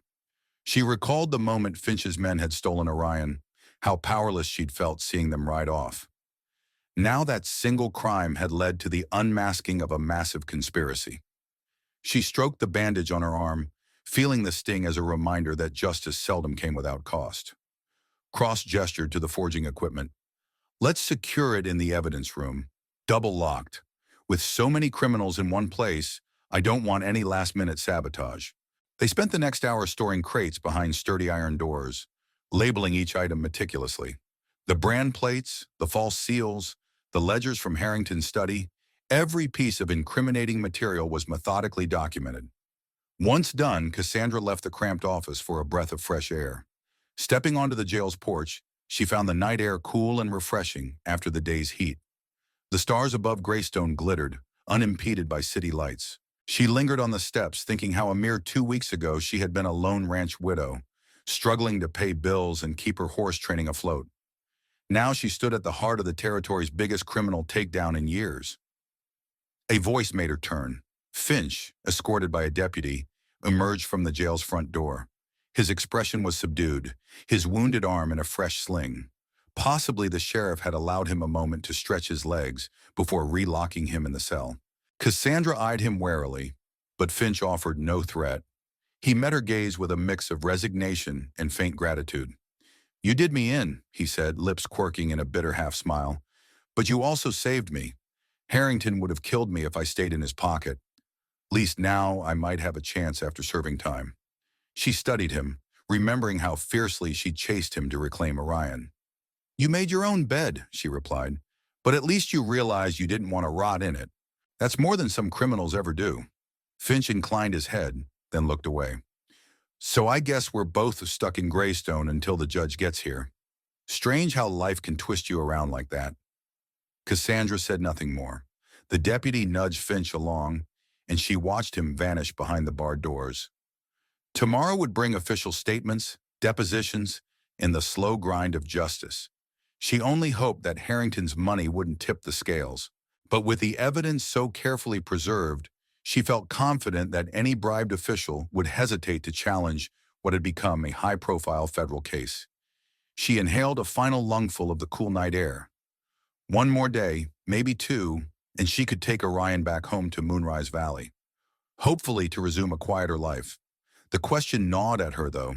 After all she'd seen, would that peace feel satisfying, or would the echoes of the chase linger in her mind? At dawn the next day, the telegraph lines crackled with fresh messages. The federal circuit judge confirmed he was arriving in 2 days, accompanied by marshals from Prospect Bend. Word of Harrington's arrest had traveled fast. Townsfolk in Greystone buzzed with excitement and a tinge of apprehension. If Harrington had powerful friends, would they stage a rescue or mount a political defense? For Cassandra, the hours felt interminable. She and Marshal Cross spent most of the morning verifying prisoner lists, ensuring that each suspect was properly charged. Donovan remained sullen in his cell, his shoulder wound healing slowly. Finch alternated between quiet cooperation and nervous glances, aware that his own fate hinged on how forthcoming he remained. Harrington, the picture of arrogant calm despite his bandaged arm, refused to say a word. In the afternoon, Cassandra took Orion for a gentle ride around Greystone's outskirts, partly to calm her restless energy. Orion trotted easily, as if relishing the chance to move without urgency. She guided him past the old livery and around a dried-up creek bed, thoughts drifting to the days when she had only known stolen horse retrieval as a small part of ranch life. Helping neighbors track lost livestock. How starkly different this large-scale conspiracy had been. Upon returning, she found Cross on the jailhouse porch, conferring with Jonas, Grant, and Deputy Chen. Cross waved her over. "We've received a request from the territorial newspaper. They want an interview. Seems they got wind of your role in recapturing the stolen horses." Cassandra grimaced. The last thing she wanted was public scrutiny. She'd become a bounty hunter years ago to earn money and honor her father's memory, not for fame. "Let them talk to you," she said simply, dismounting. "I'm not seeking the spotlight." Cross chuckled. "Didn't think you would, but be prepared. People like a good story. A widow who used a trained horse to break up a major forgery ring? That's the stuff of legend." She shook her head. "Legends rarely capture the true cost. Good people got hurt before we stopped Harrington. There's no glory in that." Grant interjected. Still, you've done something monumental. If half of Harrington's bribed officials get unseated, the territory might see real reform. Jonas patted Cassandra's uninjured shoulder. You can be modest all you want, but folks around here will remember who brought Harrington in. Night fell again without incident. Harrington remained in his cell, stewing. Finch cooperated with the local sheriff, clarifying the forgeries and detailing which ranchers had unknowingly purchased stolen stock. All that remained was the formal arrival of the judge and federal marshals. Cassandra tried to rest in the stable's loft. Owen Crisp let her bunk there free of charge, but sleep proved elusive. The events of the past weeks churned in her dreams. Orion's theft, the infiltration at Finch's shack, the showdown at Silver Mesa. Finally, the awaited day arrived. A stagecoach bearing the circuit judge and two stern-faced federal marshals rumbled into Greystone under a midday sun. Townsfolk lined the street, craning for a glimpse of the judge, an older man with graying hair and wire-rimmed spectacles. He wasted no time, marching straight to the jail to review the evidence. By late afternoon, a provisional hearing convened in the town's largest public hall, a simple wood building that served as a courtroom when needed. Harrington, Finch, Donovan, and the forging staff were paraded in under heavy guard. Their shackles clinked ominously on the plank floor. Cassandra sat in the back row with Jonas, Grant, and Cross, tension coiling in her chest. The judge addressed each prisoner in turn, hearing initial statements. Harrington attempted a brief protest about illegal search and seizure, but the judge cut him off, citing the thoroughness of the evidence. Finch, pale and sweaty, repeated his account of forging papers, naming Harrington as the mastermind. Donovan refused to speak, though he glowered at Finch with unconcealed malice. The forging staff insisted they were just hired labor, but the judge took notes indicating each might get separate trials. Finally, the judge considered the brand plates, the sealed ledgers, and the typed telegrams from regional offices verifying known stolen horse incidents. His spectacles glinted. "This is more than enough to detain all of you for a full federal trial," he declared, voice echoing in the hall. "Bail is out of the question. There is evidence aplenty that your releases would threaten the community and the integrity of the investigation." Cassandra exhaled, relief flooding her. Harrington's stone-faced composure cracked for an instant. He looked ready to spit nails but lacked any recourse. Meanwhile, Finch sagged in what might have been equal parts dread and acceptance. The judge rapped his gavel. "We will reconvene in 2 weeks after I coordinate with the territorial court. Until then, these prisoners remain in custody, and any further evidence shall be submitted through Marshal Cross." The clang of the gavel signaled the end of the hearing. A subdued hush followed, broken by whispers from the gathered crowd. Cassandra felt a lightness in her chest. Harrington's empire, meticulously built on fraud and intimidation, had been publicly exposed in a legal forum. Even if the final sentencing took months, the conspiracy was, at last, crippled beyond recovery. 3 days later, the swirl of official business in Greystone began to settle. The judge organized a temporary increase in jail security, and the federal marshals oversaw procedures for transferring certain high-risk prisoners to a larger facility in a neighboring district. Harrington was on that list, as was Donovan. Finch and the forging staff remained in Greystone for extended questioning, presumably offering more details in hopes of leniency. Cassandra packed her few belongings, saddlebag, a spare shirt, and the now thoroughly battered rifle, and prepared to leave town with Orion. The local blacksmith removed her horse's shoes and fitted new ones, free of charge as thanks for her part in reclaiming stolen stock.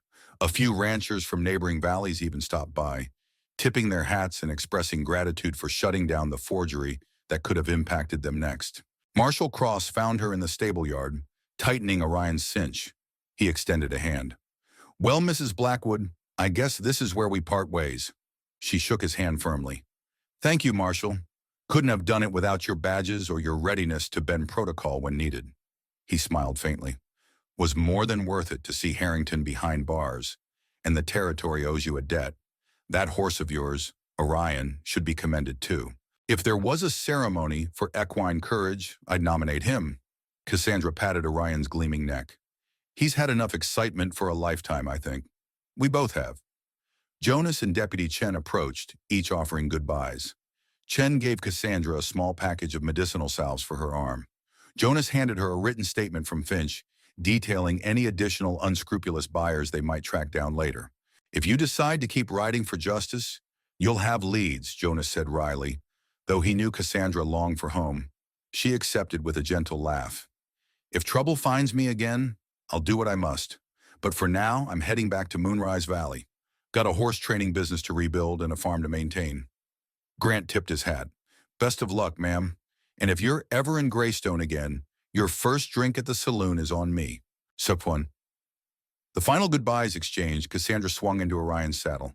The stallion pawed the ground as if impatient to depart. She guided him down Greystone's main street, passing the stone jail one last time. A flicker of recognition made her glance at its barred windows. For a split second, she thought she saw Finch's silhouette in one of them, watching her ride away. Perhaps he recognized her departure as the closing chapter of this saga. The road south carried her out of Greystone, the dull roar of everyday life receding behind her. She took a moment to reflect on her next steps. Beyond the initial plan of going home, perhaps she could expand her horse training services or help track stolen livestock in a more official capacity. But those were questions for another day. Right now, she craved the simple comfort of her own bed, the familiar squeak of the barn door, and the solitude of the valley's rolling hills at sunrise. In her mind's eye, she pictured Elias's memory living on in Orion's every hoofbeat. The horse had proven more than a companion. He was an extension of her will, her cunning, and her desire to see justice done. His theft had lit a spark that culminated in the destruction of a widespread criminal enterprise, an outcome neither Finch nor Harrington could have imagined when they first targeted a seemingly vulnerable ranch widow. Guiding Orion across the dusty plains, Cassandra felt a gentle breeze ripple through her hair.